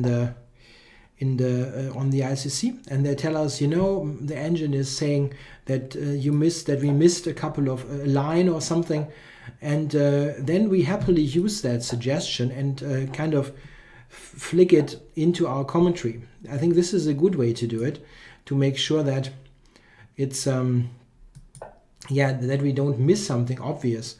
But looking at some obscure engine variation all the time is it's useless.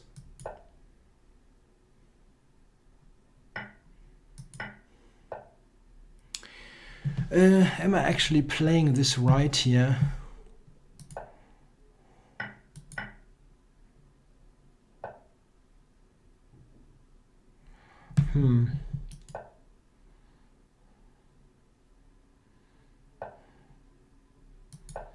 Yeah, now I'm winning again. Wasn't so sure.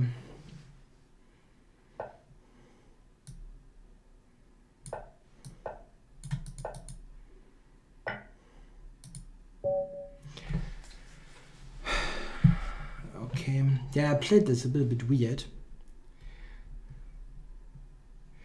Yeah, Jennifer Shahadi is... Sometimes it's tough. It's really tough to listen to her at times. I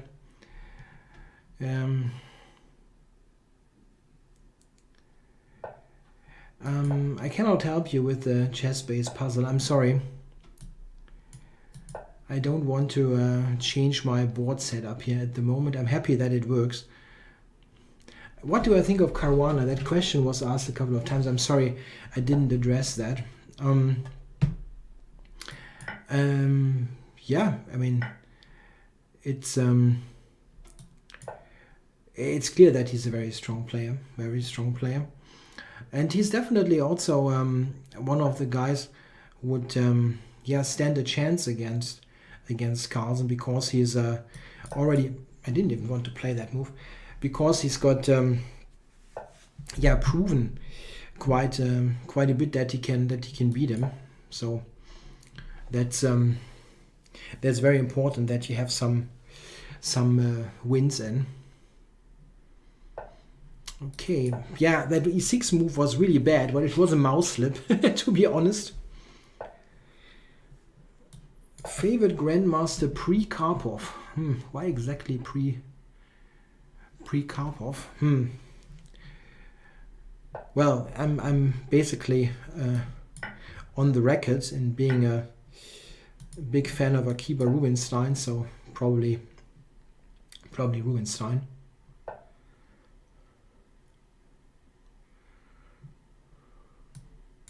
Okay, I'm going to keep that.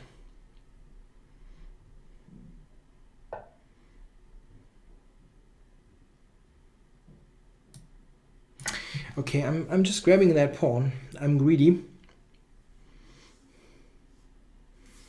Yeah, there were many great players before Karpov, of course. In fact, in the 1950s and 60s, there have been lots of great players in great chess. That was clearly the time before computers kicked in, and people were much more like today playing over the board. And that is something that you should never underestimate. It's simply great what they did without any big technical help. I'm going to stream for about 3 hours.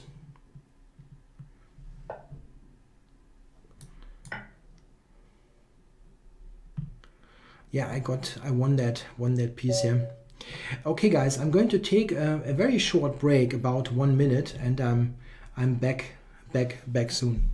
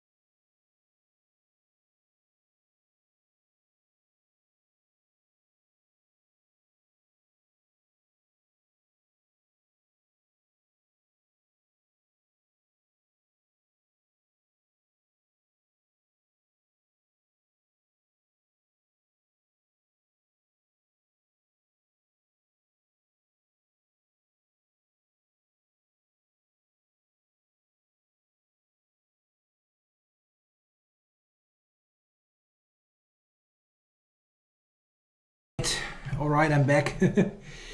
Okay, so who do we have there?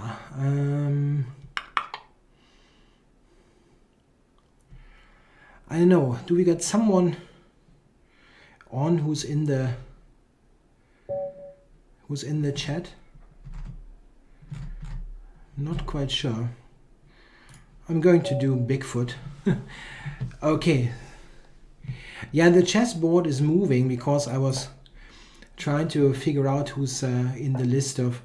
I am the 8-0. I don't see that. I am maybe challenge again, 8 in height. I don't see you there in the list. Bye bye, Flaneur. Merry Christmas. The biggest difference between an IM and a GM, that I'm not so sure you can answer that so clearly. My experience is that grandmasters are usually a lot tougher to beat, yeah. Against international masters, you sometimes have the odd game where it kind of flows very smoothly. They are worse and just lose. And you don't see that so much with grandmasters, but it's hard to tell. There's just such a wide variety of playing styles and biggest and weaknesses, and strengths and weaknesses.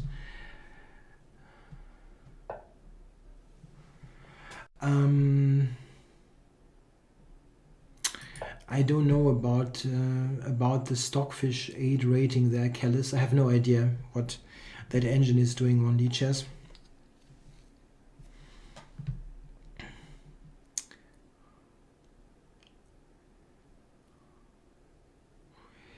Okay, so here I'm trying for h5, trying to close down the king side, getting that typical Petrosian clamp. I actually feel a lot more comfortable playing online than on a real board. It's just far more.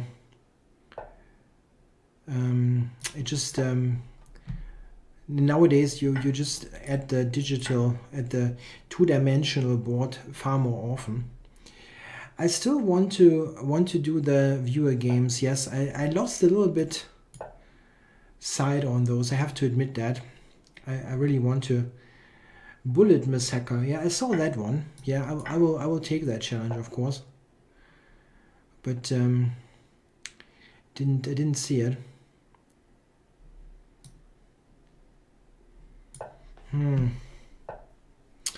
My development is not great here. Strategically speaking, that position looks fantastic, but my development sucks. It absolutely sucks. Okay, I think I'll go back. Yeah, I should do those viewer games more. You're totally right.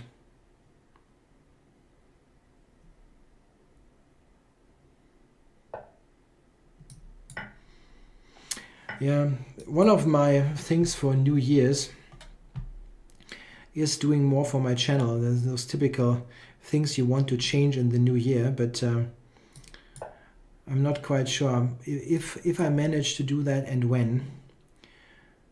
Because I have a couple of things on my plate that, as I mentioned, yeah, switching to a new apartment and things like that. Who's more corrupt, FIFA or FIDE? Yeah, I think very, very clearly FIFA, because there's more money in there.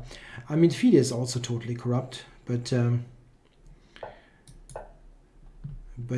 think FIFA is the absolute worst. There was something very funny that I yesterday saw on a website, a German website. And what they did is they made a quiz, and the quiz was you had to guess. You had to look at quotes, yeah, and you had to guess if that quote was from Don Corleone from The Godfather or by Sepp Blatter. That was a very funny thing, because it's completely the same stuff what they said. It's impossible to really tell apart what was Blatter and what was Don Corleone. Really funny. I can go rook d8 here, yeah? Bigfoot. Shoot, that's actually not so clear. Have I screwed this up? That would be a shame.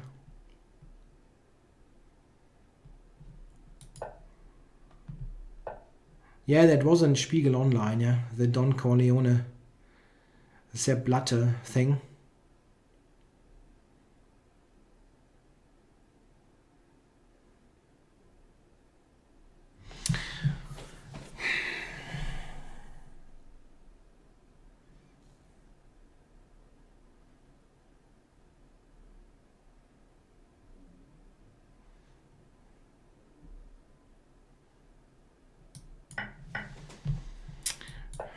Amazing.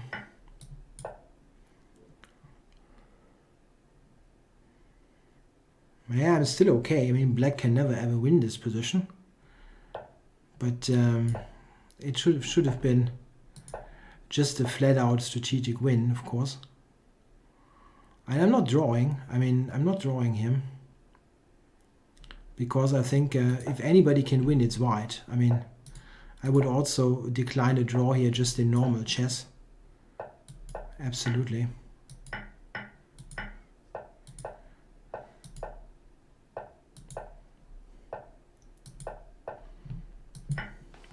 And that position is never even equal, even with a pawn up. So this is not, I'm just not taking a draw. The position is not worse for me or anything. So so let's see. There was, I don't see any of, here I am the 8-0. Oh yeah, now I see you. I am the 8-0. I now see it. Okay, let's get going. If you want to improve, you should use rapid games and blitz games. I'm not sure. I mean, they can be a useful tool.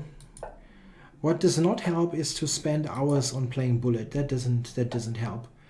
But if you play rapid games to practice your openings, for example, that's not a bad thing to do. This is a pawn. A good book on the Najdorf. Nope, cannot help. I'm not up to date.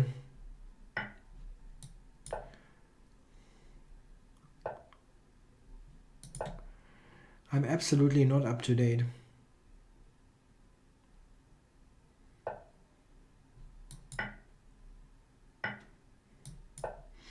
Hello to Kabeljau TV.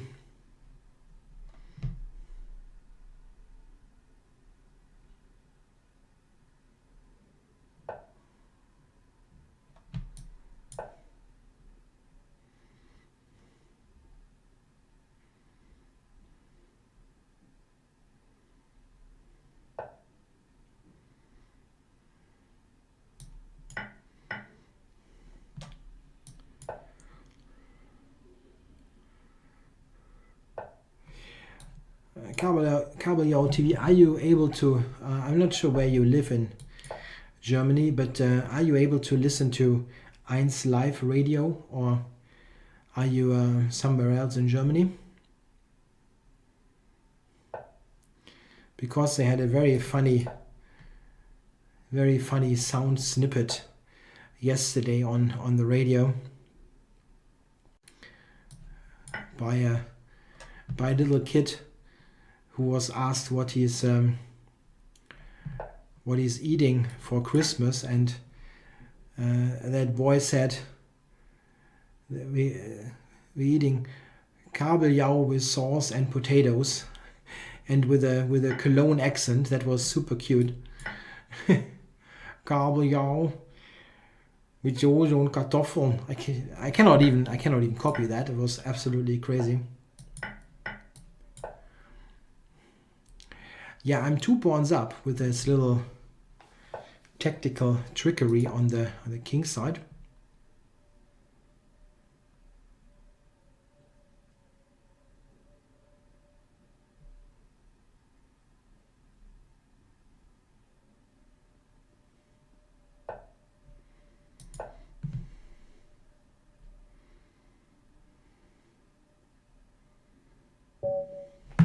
Yeah, I got that win, and let's see, Kabeljau, I'm playing you.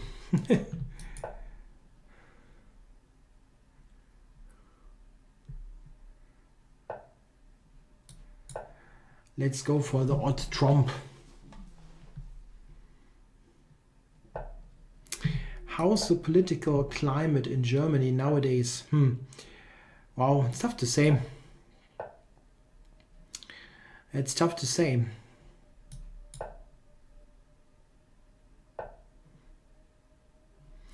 We don't have that many voters. That's kind of, I mean, we see that the non-voters are very prominent nowadays, and I think it depends a lot on the area in Germany. In most areas, in most urban areas, let's say, the political, is he taking on e3 there? This one? I don't know.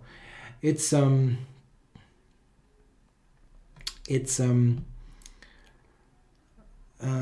rather leftish in the urban areas, but not so much in the in the more rural areas. For example, the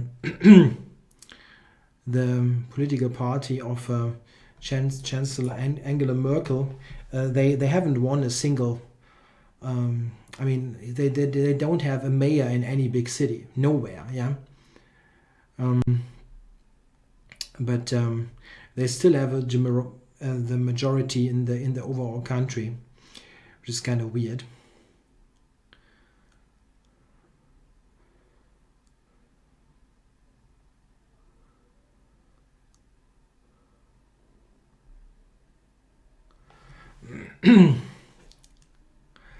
Yeah, it's a very weird position here. That is 3 plus 0. Okay, I'm happy to get that one. Let's develop.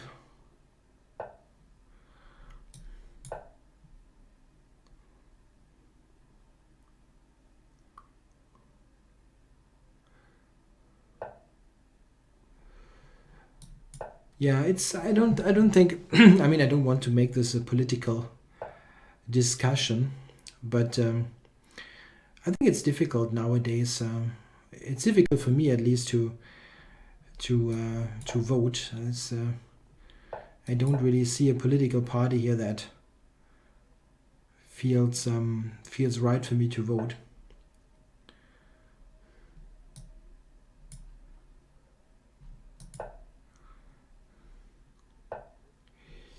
Okay, I'm just going back here, keep stuff protected.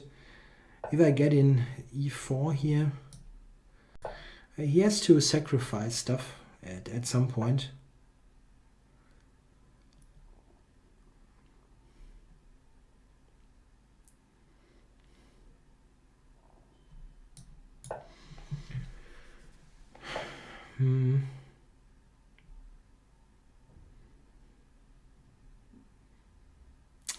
I'm not sure that there's a threat. Knight takes e2 as a threat.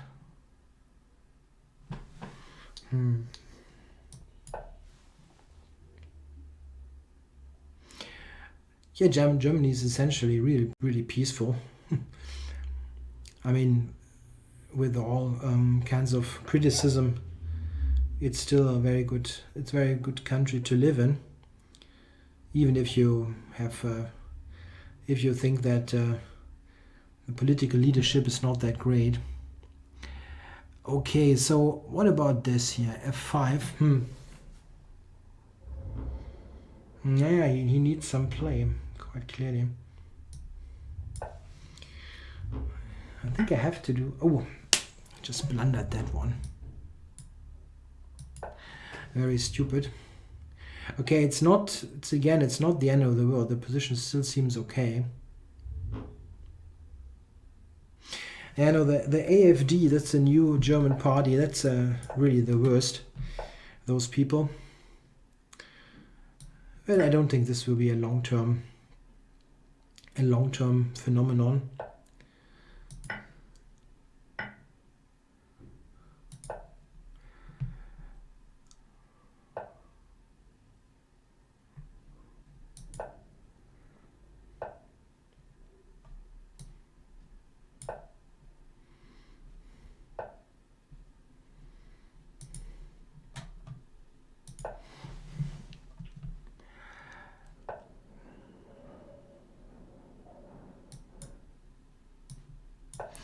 So let's just centralize stuff. I saw that f4 hangs, but I just wanted to active pieces and invade with the queen.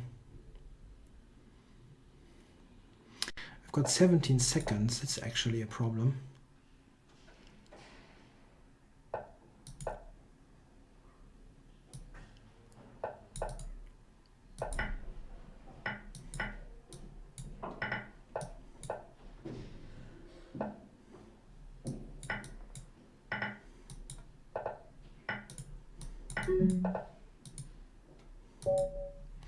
Yeah, I sped up at the end. Whew. Yeah, good game. That was tough.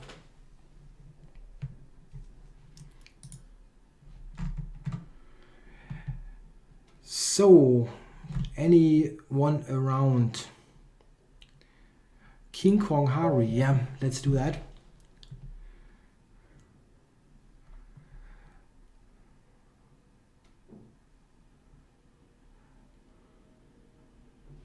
Yeah, I can speed up if I want, but I have to.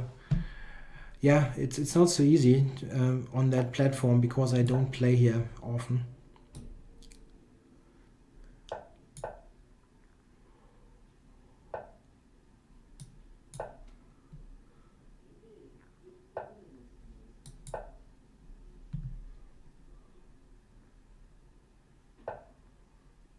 Okay, yeah, let's just take and develop afterwards bishop f5 or something like that. That looks very sound.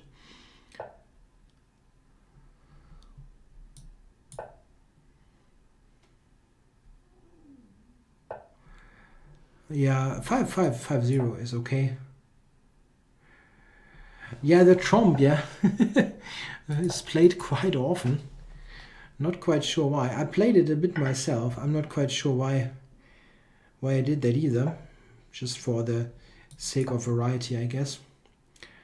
Yeah, English is the only mandatory foreign language that everybody has to learn. So theoretically speaking, the vast majority of people should be okay there. But I think that the overall level of the language amongst the Germans is not as high as, let's say, as you get from Scandinavian countries or from the Netherlands, let's say. They're usually better in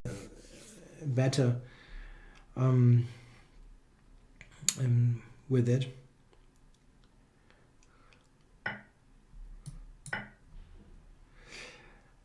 No, I've got no particular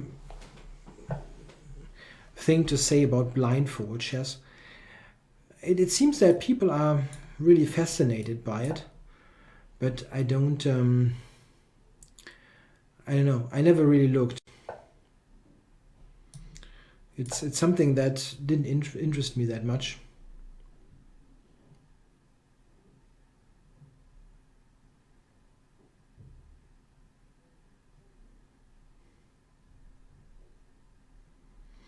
Yeah, I'm forking rook at pawn here. Probably will win a pawn.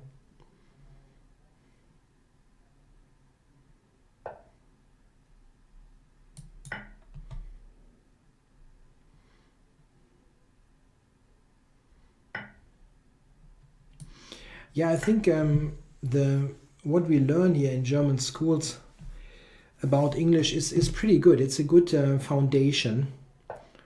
But what is sometimes lacking with the German people is actually practicing it. So they don't really listen to English that much. I think it helps a lot that, let's say, TV series and movies are dubbed, yeah, in German.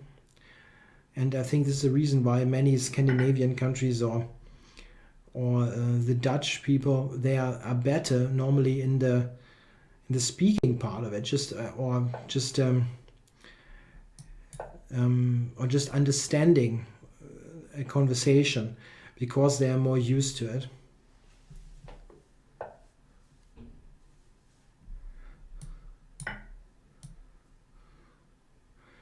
That's a debatable move, but I wanted to shut that bishop out. Now that I think of it, it's probably not a great idea. It's not a good idea. I mean, I have that pawn, but it's not so great.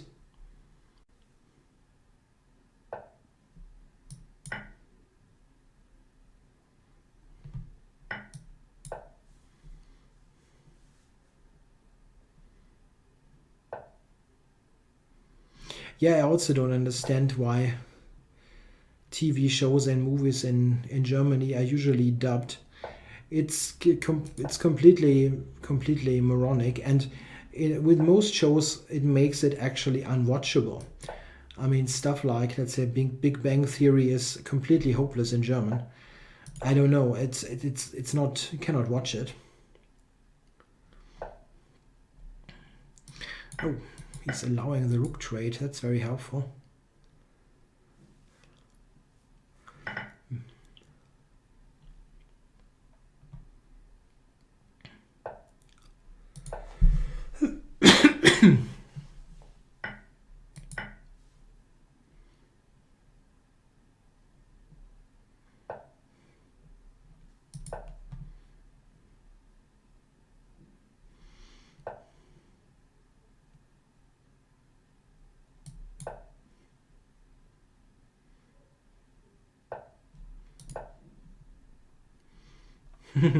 Yeah, you can't watch The Big Bang Theory in English. That's such a bad show. I'm not so sure. I think it at least was kind of okay a couple of years ago. But what I do know is that it's completely unwatchable in the German dubbed version. It's absolutely impossible to watch. No, I'm not going to play any tournaments this stream. I'm going to play tournaments on Sunday. Yeah, hello to Buzzbox, 12 Freeman, and so on. A couple of new guys. I've written one chess book, but there have been a couple of years ago. There was a series of chess books that starts with Chess Explained. Chess Explained the whatever. Chess Explained the classical Sicilian and so on. Bullet Massacre. I will take that. Take that challenge. I'm sorry, I still forgot it. Bullet Massacre.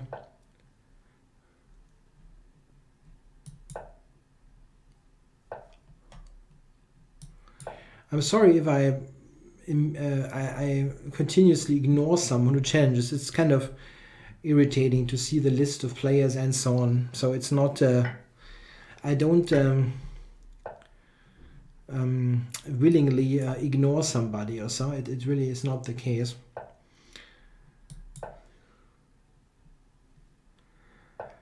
I have no idea if they dubbed the musical Hair.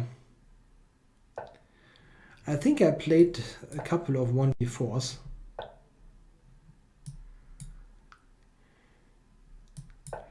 But not a lot. Yeah.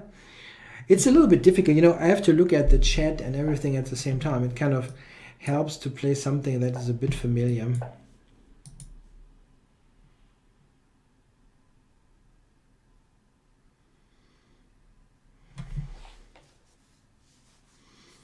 I really don't prefer anyone rating-wise. I take all challenges.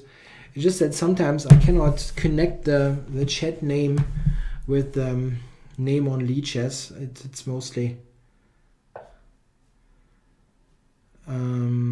It's mostly my own incompetence. How many bullet games out of 100 I would win against Nakamura? That depends on how much I practice. If I really practice like super hard, maybe like 1 or 2, but not much.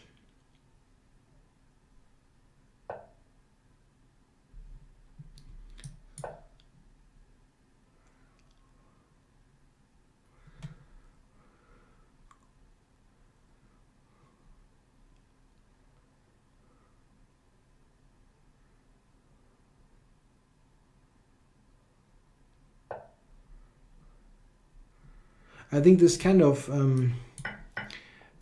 proposition, how many points would you score against Nakamura out of 100 games and so on, it depends a lot what's in there for Nakamura. If he like if it's about real money, let's say, and he needed to go like, I don't know, he needed to score like 99 points to win some money or something like that, he will win that. He will do that. I think it's very likely that he would manage.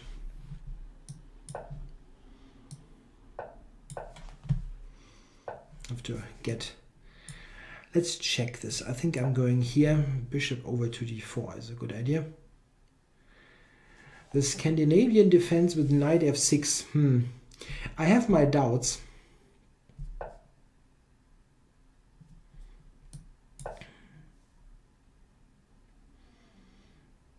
But I mean, it's definitely a playable opening on a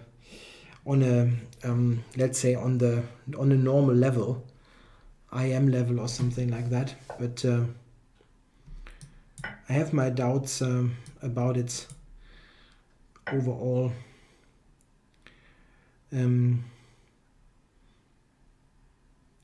usefulness, overall usability as an opening. Yeah, someone mentioned if I should stream Skyrim. I actually have started that game again a couple of, like 2 weeks ago, and played a little bit. It's fun. It's fun again, actually. And my character is now on. If anybody plays that game, they know what I'm talking about. My character is now on level 51, so already made some progress.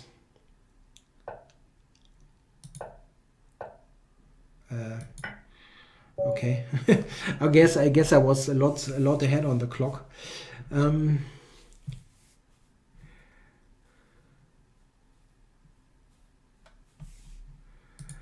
So let's see.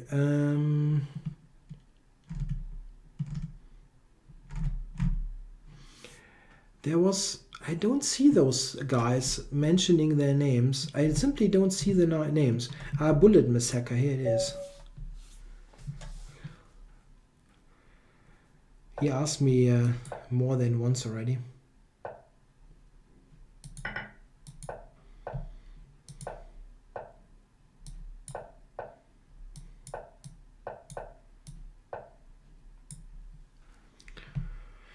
Bishop c4. Why is that possible even?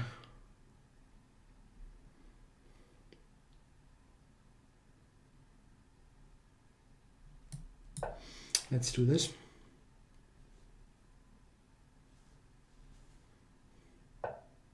Lish cp. Okay. And parul. Okay, I'm trying to take those. It's not so easy, guys. I'm sorry to keep track of everything here.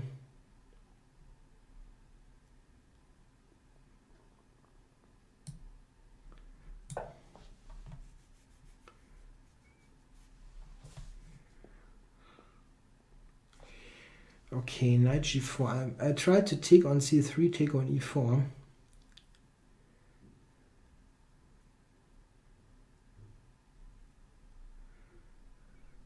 Parul 1. There are moderators in that room, me. But I didn't see a reason yet to do anything. Timoko. Yeah, I saw that challenge. I'm going to take it, I guess. Throng 23. If I take there, he might take on g4, huh? No, I don't think that would work.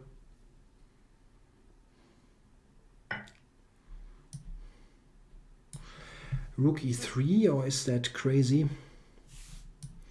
It probably is crazy. Just going to develop and exchange the few pieces that he has that are active. Yeah, you're right. Kibitzing on the ICC, those sessions. I might do that.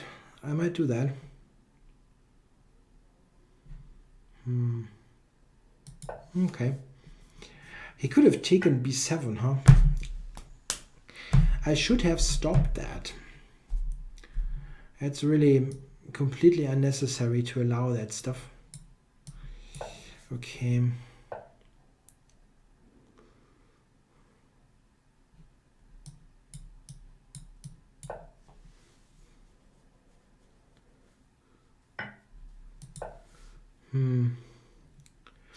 I'm on c3 now.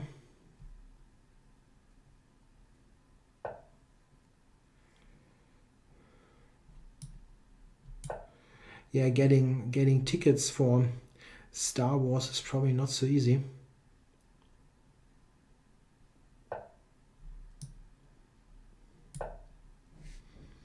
Yeah, how is he covering c3 now? I guess he isn't. So this.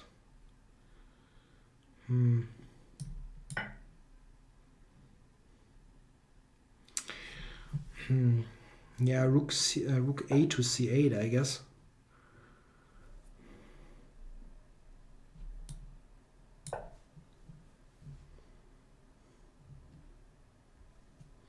My idea is queen a5 and then check on c3.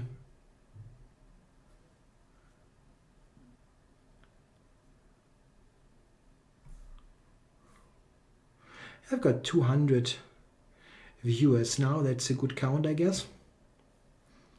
I don't know. What about, is that 200? Is that a lot? Do you watch other chess streams? I have no idea if that is a lot.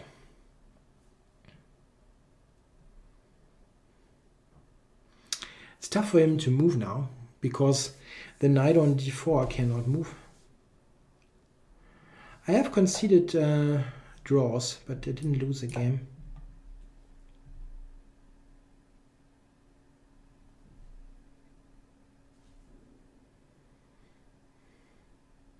I had lost positions though.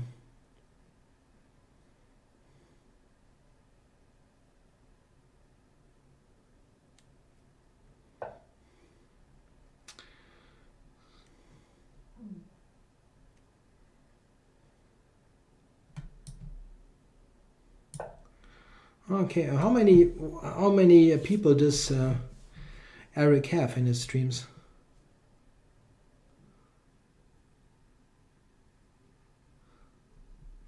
I don't know. I never watched.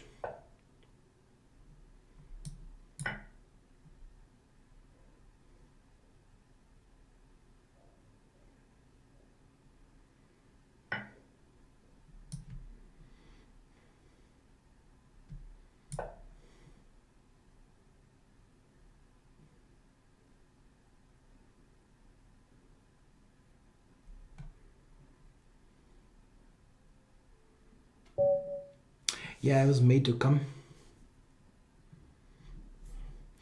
Okay, so let's see.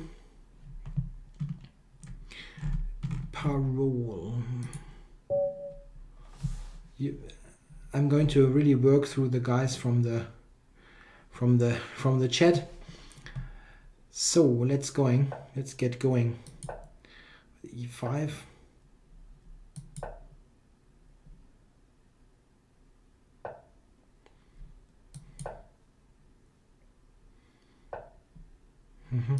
Okay, I'm just going to develop real quickly here.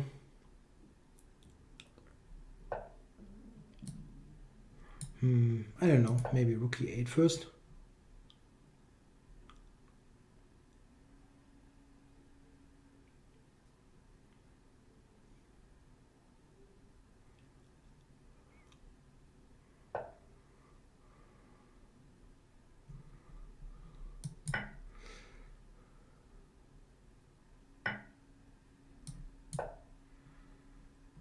Okay, that's a cool question. Is it true that all streamers use face beauty products before going live?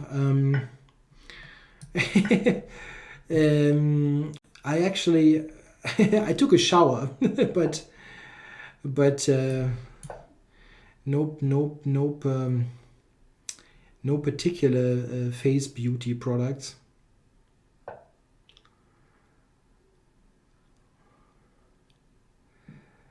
Okay, I'm ready for bishop f5.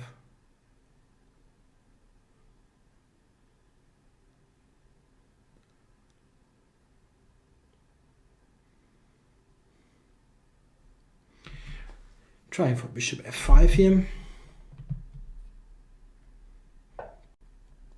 Yeah, isn't Eric Hansen mostly playing bullet? I mean, this is really mostly for fun. And this is also a bit for fun. I'm not doing much explanation here. I'm mostly chatting and having a good time. If I wanted to do more explanation, I have to do a different format altogether.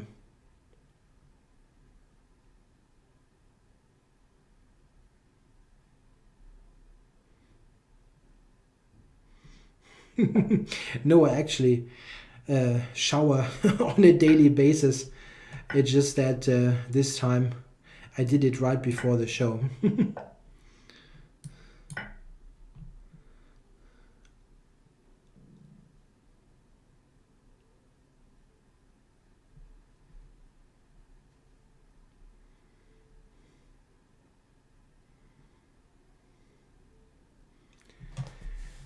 Do you think Mourinho will get sacked? Wasn't he sacked last week, a couple of days ago? How to do stream on Lichess TV? That's, I think, easy. I think you have to have leadchess.org in the Twitch stream name. Don't have to do much more than that.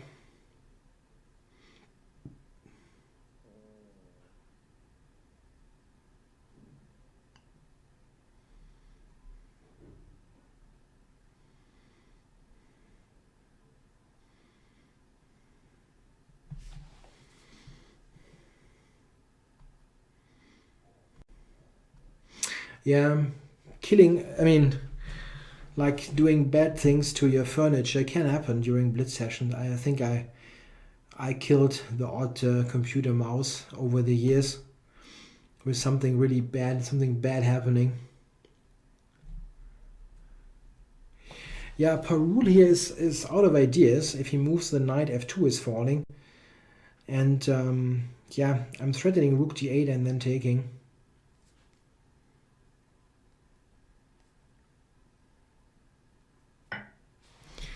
Yep, so he gave that one.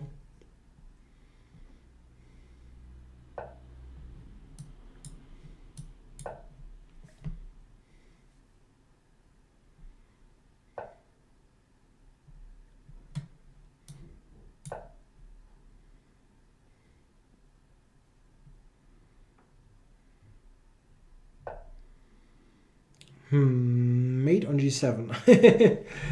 So never relax too early.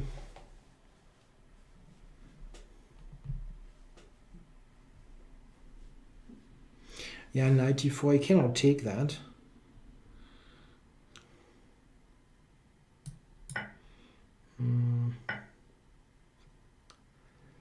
Let's see, what is the quickest way? Probably this.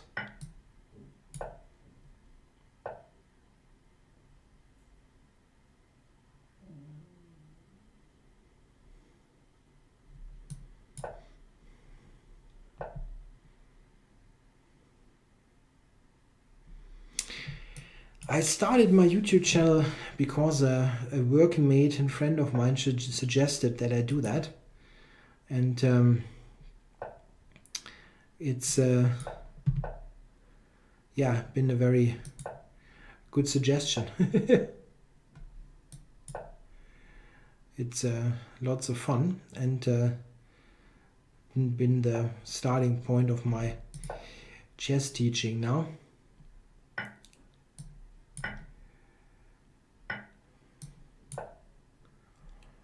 Yeah, it looks like made in a couple of moves. And mate. Okay, let's see any. Yeah, thanks Perul for the game.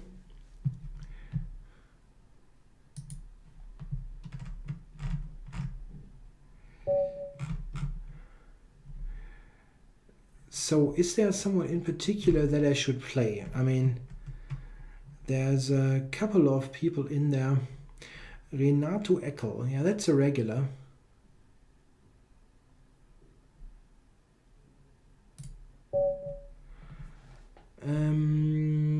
Yes, I do. Yeah, I give lessons to No Joke Chess, that's true.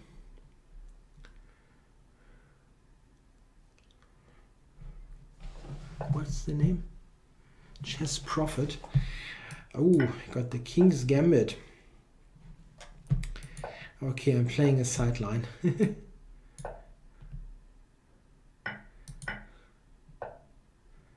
Yeah, Lish CP, it's difficult. It's difficult to do a proper selection there.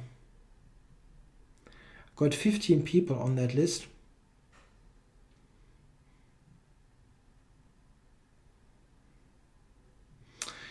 Hello to Biggest Dickus, regular from the ICC chat. Wow, that is not working. I don't believe it. So over to g8.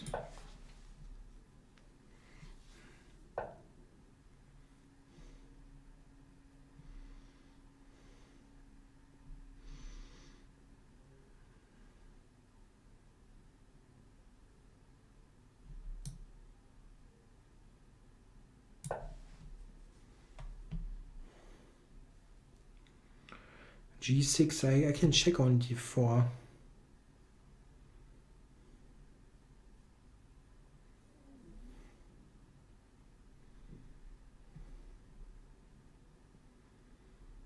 Yeah, I guess white has to take on g6. I mean, otherwise it absolutely makes no sense at all.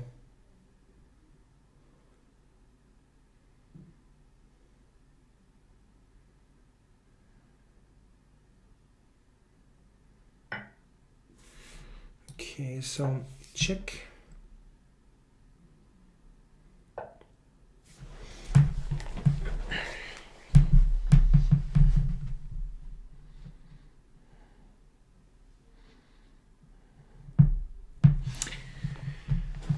If I take g6, queen takes queen g7. Yeah, that's not working. Come on. Queen e8, bishop f8. I mean, it's kind of funny, that position. It's so I still, there's some potential to screw it up quite clearly. Okay, so but how to do that? Bishop d7 here.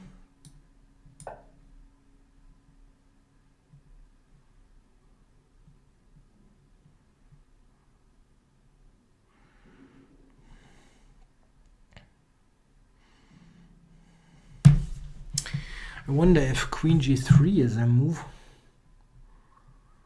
If the queen moves, I mean, I can also take here and take, and bishop c5 at the end. That's a clean technical win. Let's do it. Or not.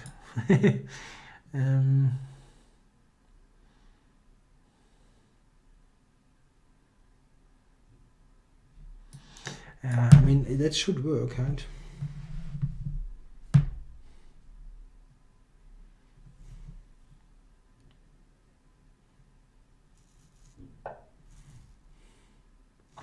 I didn't see that this check is in the position.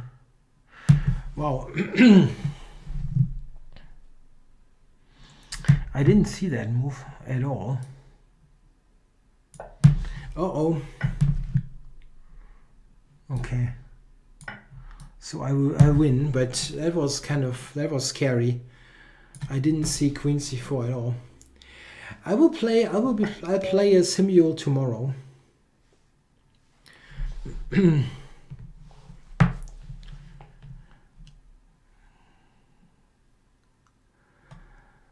So, okay, let's see.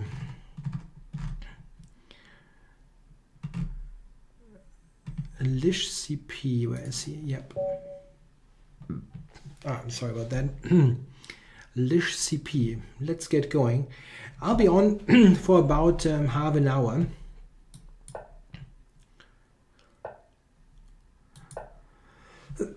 After that, I definitely need my dinner.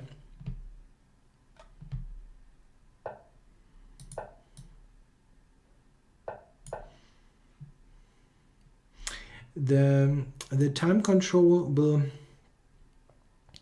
probably be something similar to what the ICC has. ICC has got 60 minutes for the game and 30-second increment. Something that makes it actually possible to play a decent simul. And 20 people will be the number that I'm shooting for.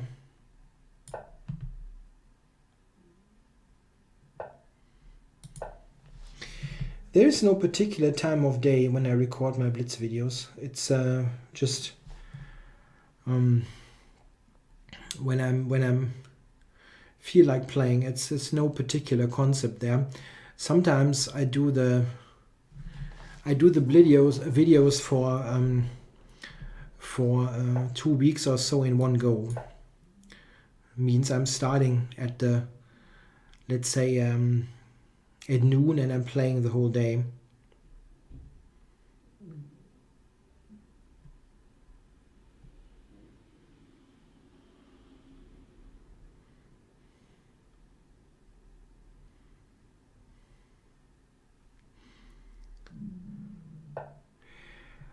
I started this stream 2 hours ago, 2 hours 36 minutes ago. Here I can actually win that pawn. Now there's no check on d5 anymore.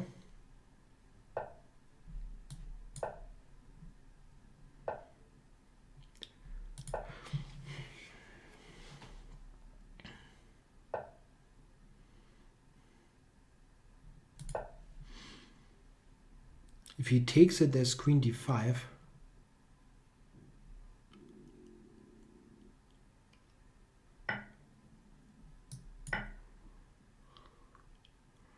Bishop d5, there's queen d5. I can't even take with the queen, I'm sorry. Yeah, it looks pretty awful for white.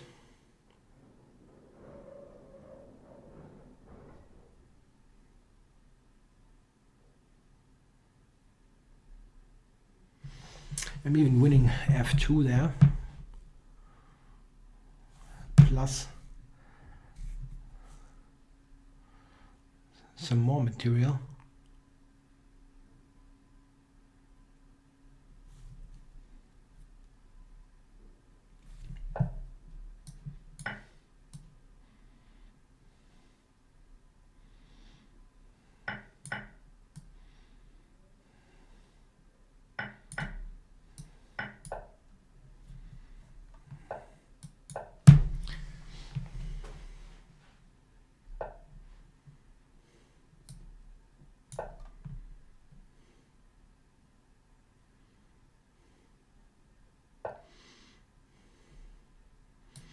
Oh, you've got that movie You've Got Mail on TV every Christmas. That's tough. I once was forced to see that during a longer flight. I mean, I wasn't forced, but I'll take absolutely every movie, any movie on a long flight, just to keep me occupied. Yeah, I'm going to play the London system against Biggest Dickers. It's not as boring as you might think.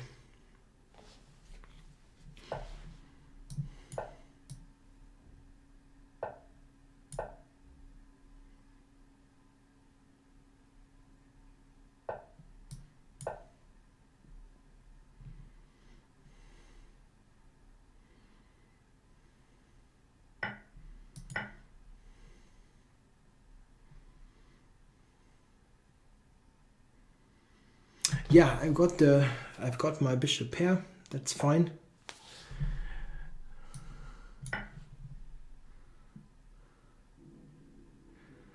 Biggest Dickers doesn't have any bishops. Does that sound wrong? It's probably better than bishops with Biggest Dickers or whatever. That sounds wrong. Anyway, I'm happy to win that b7 pawn.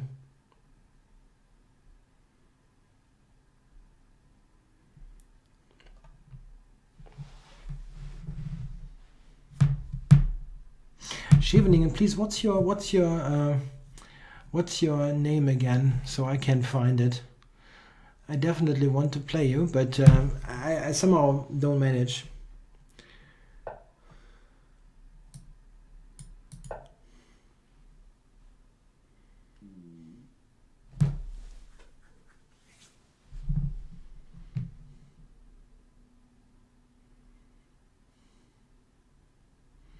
I don't see you, Scheveningen. I simply don't see it. There it is. Okay.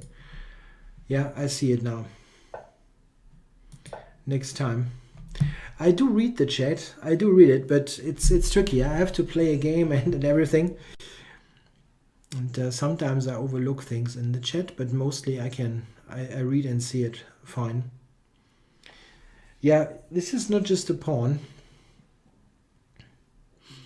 I'm also controlling b8, which is quite useful to have, useful to do. Yep, but I have that covered, Mr. Dickus.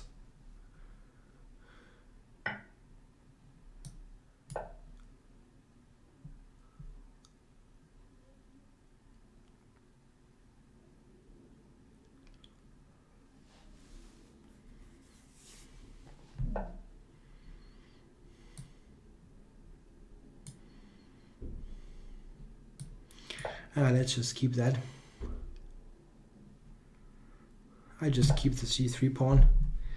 There's no particular reason to give it away.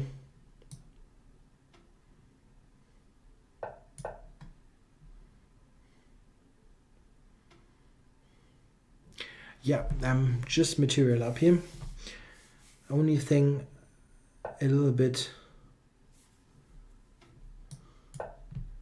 yeah, there's some room to improve in terms of getting a rook on the b file.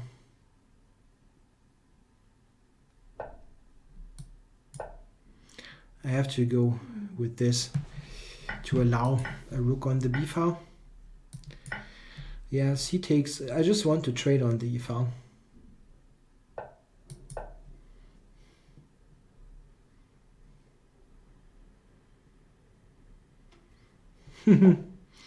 Exploiting pre-moves on the channel, that would be dirty.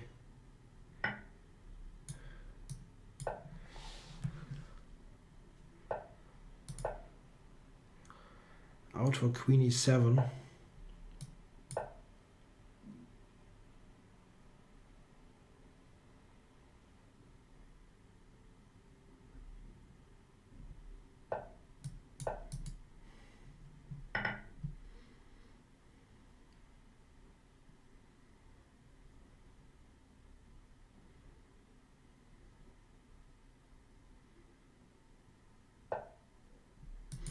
I'll promote.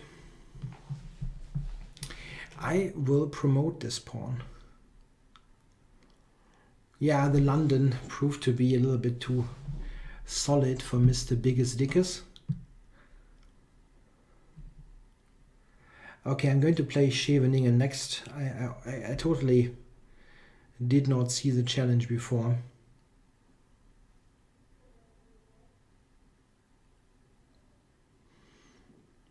Yeah, you're welcome. So, Scheveningen 2. I go e4.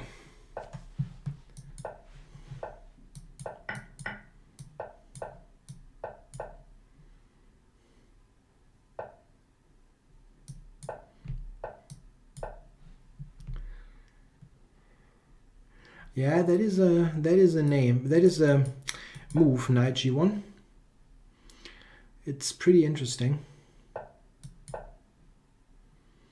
There's actually a weakness on g5 that the knight might occupy.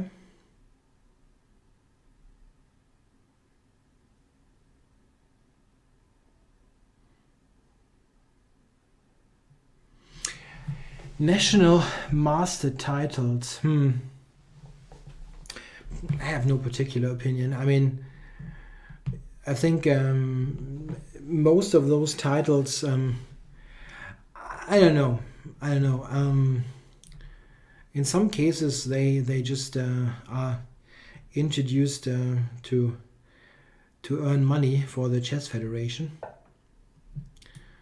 and I don't know if that is a good idea to support it by buying those titles.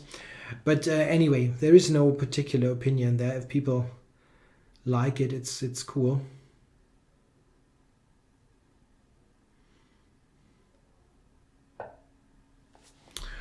Okay, can I go g4 here, or is that too aggressive? I mean, just developing is probably not bad.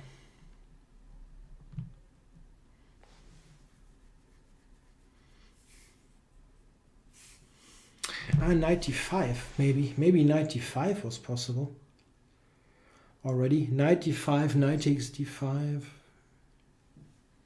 Nah, it wasn't. Okay.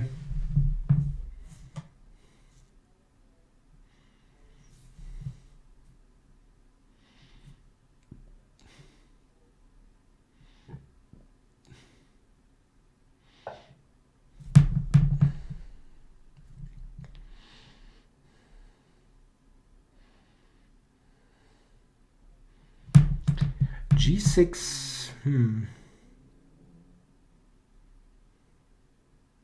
How to do that?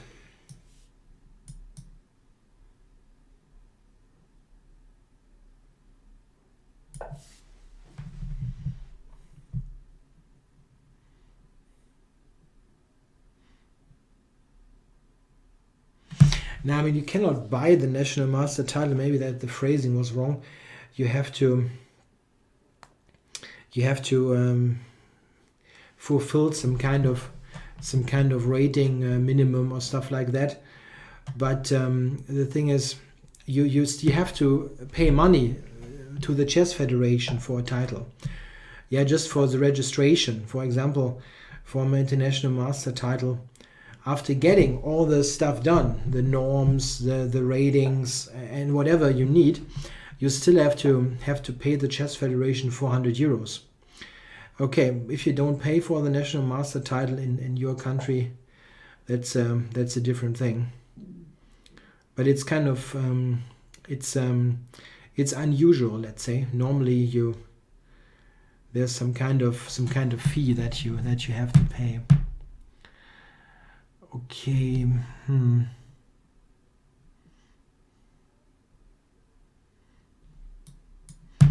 Preparing G4 here.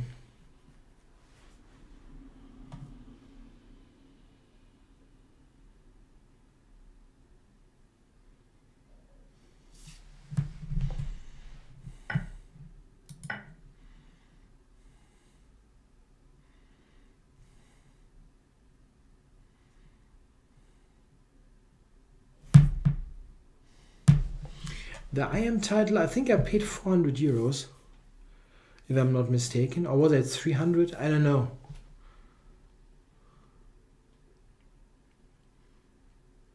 That's a fee, yeah.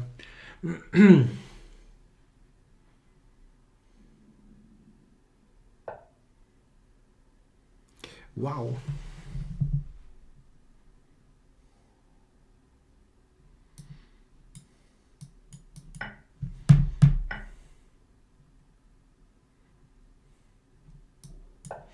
Let's see if I can open up the position here.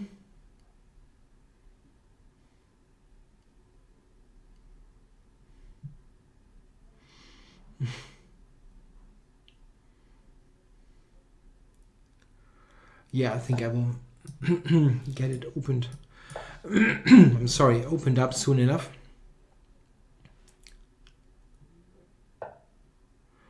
No, the Federation doesn't pay anything. I think the main purpose of what people do in those chess federations is I think it was 300 or 400. I really don't know, something like that. I forgot. The main thing that what people in chess federations do is pretty simple. They have meetings at at expensive hotels and eat using the money that the members of the federations pay.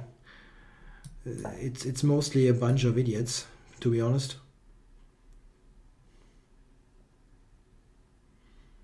I mean, people running the German chess federations are terrible.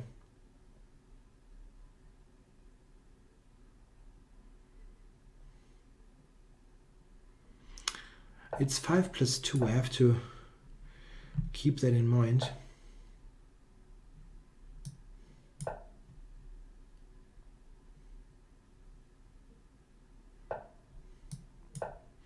I'm not really attacking that pawn, but I hope he reacts anyway. He does.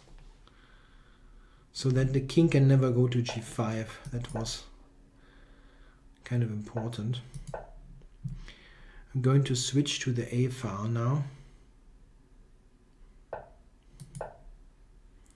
See if I can do something there.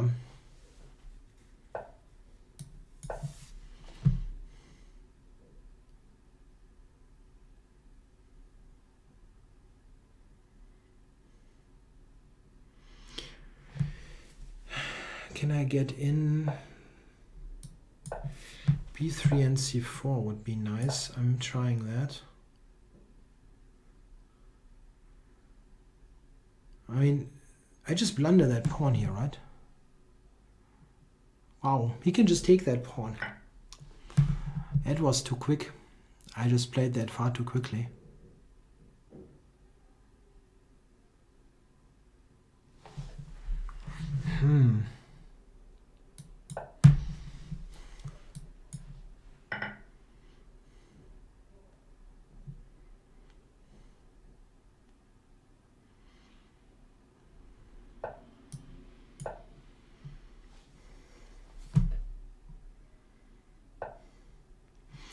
Yeah, it wasn't good blundering that pawn.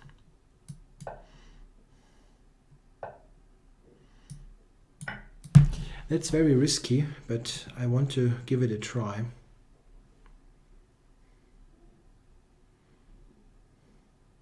Try to end via e4 and f5.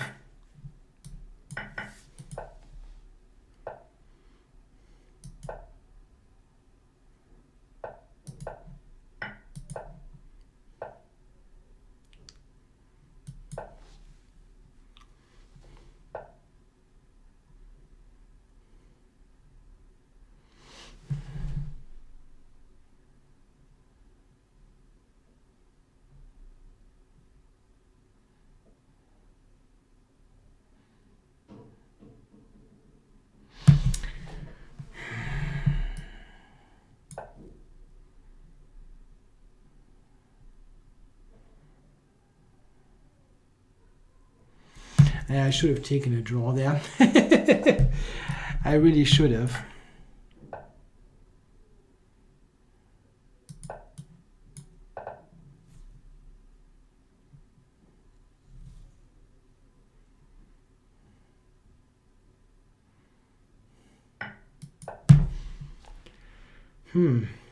D67 is still kind of dangerous.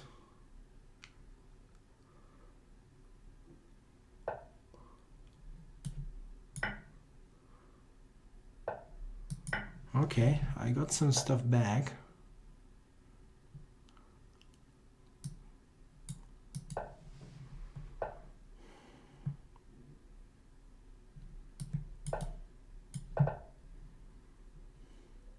Now I got d6 to go to.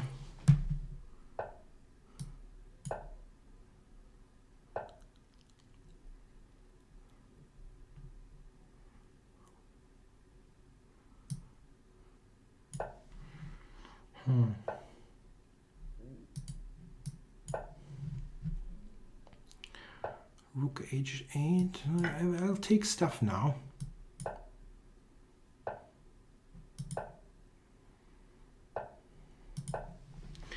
Rook h8 and b8 now threatened. It's a bit too much. Yeah, it was a bit dicey playing that for a win. But I wanted to fight there. Okay, I think I'm going to play one or two more games. Let's see, do we have anybody on here who wants to play? Ron DEP, that was.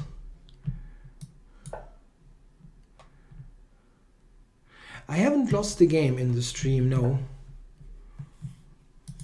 I don't think so, but it was a bit lucky, of course.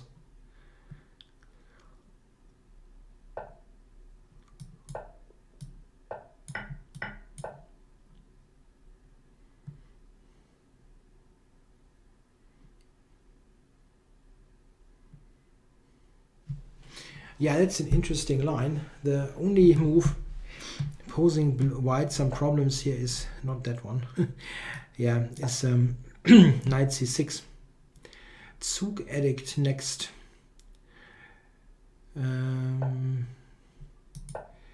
Yeah, maybe one more game.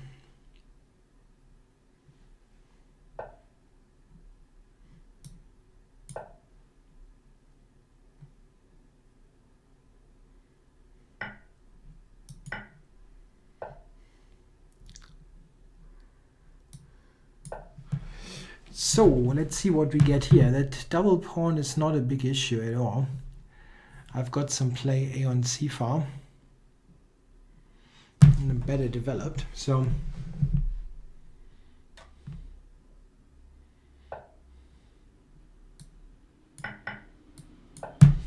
I think I concluded.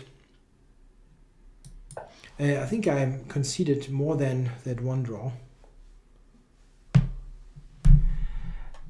No, I don't think that bishop c8 is good there in that line.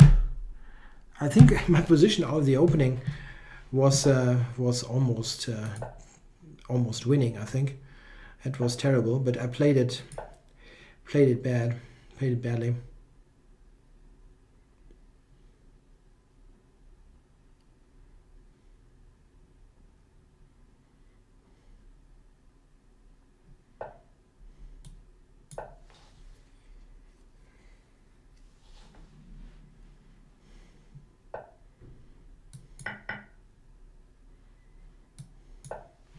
Yeah, very comfortable position here.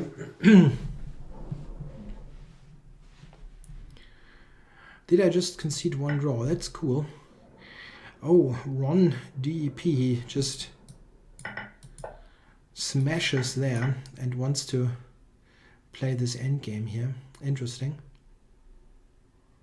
Well, it's an interesting endgame.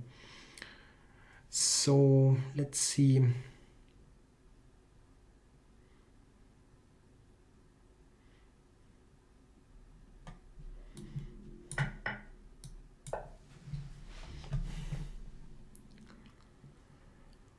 So he's got rook and 2 pawns.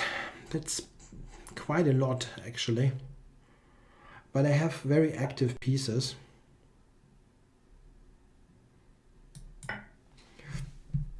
Yeah, okay, that is nice.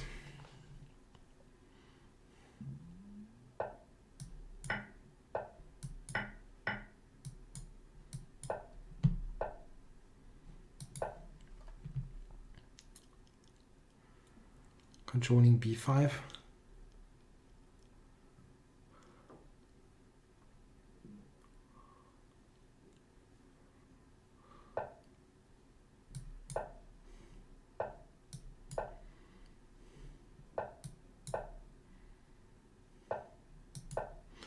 Yeah, this is invasion time.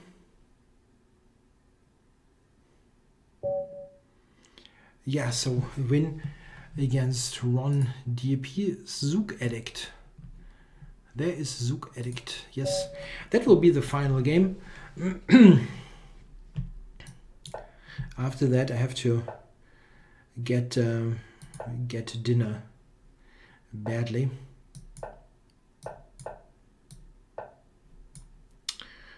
Okay.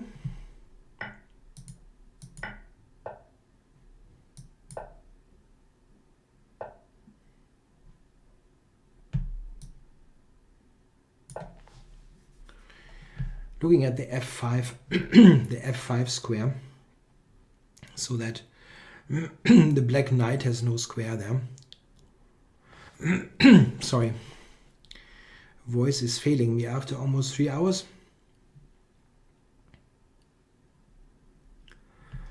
Now that will be the end of today's stream. I've been on for 3 hours.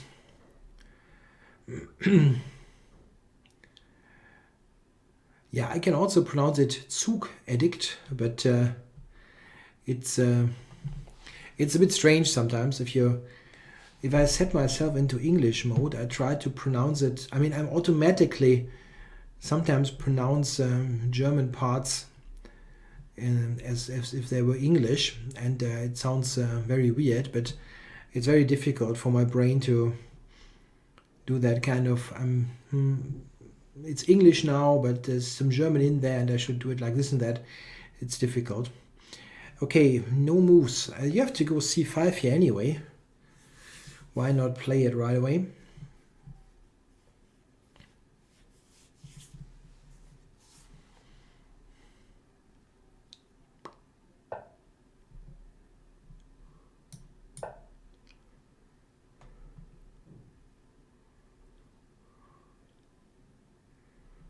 It's taking lots of time here.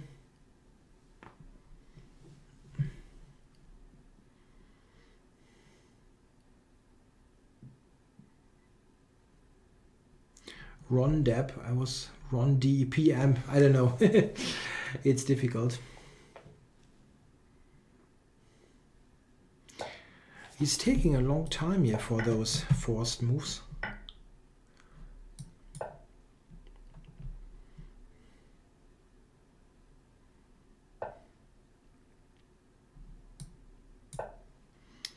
Okay, I don't mind. I want to go to G2 now anyway.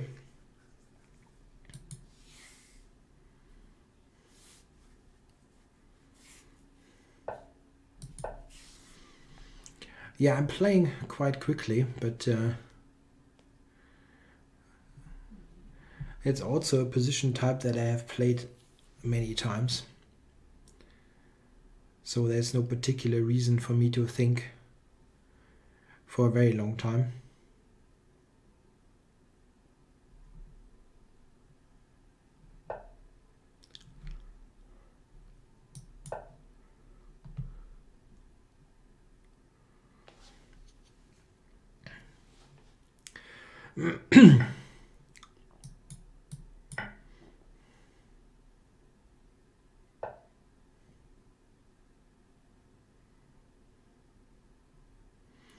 Yeah, knight g4. I saw that a little bit late. I probably should have done something about it.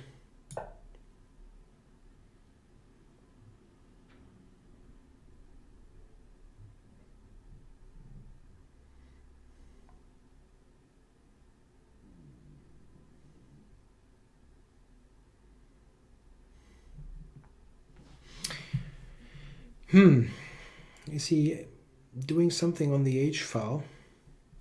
Could be dangerous.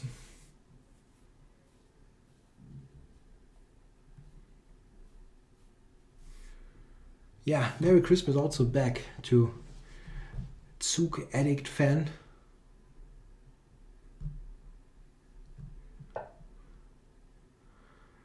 Queen to f5. Yeah, he wants to go over to h5.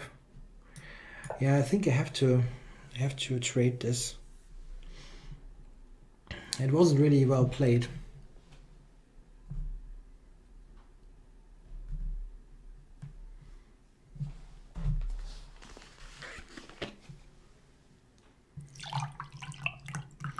I mean, well played on my part. That's what I was trying to say.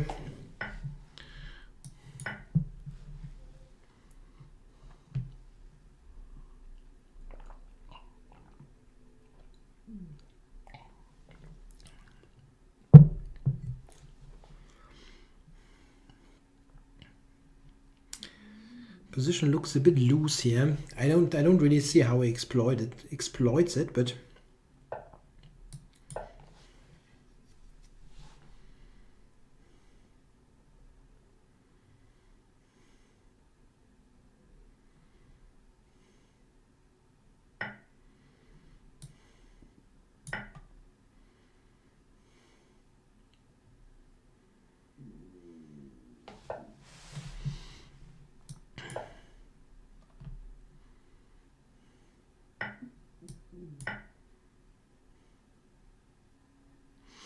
yeah, it looks kind of drawish. It's got rook g8 coming. Yeah, not much that I can do.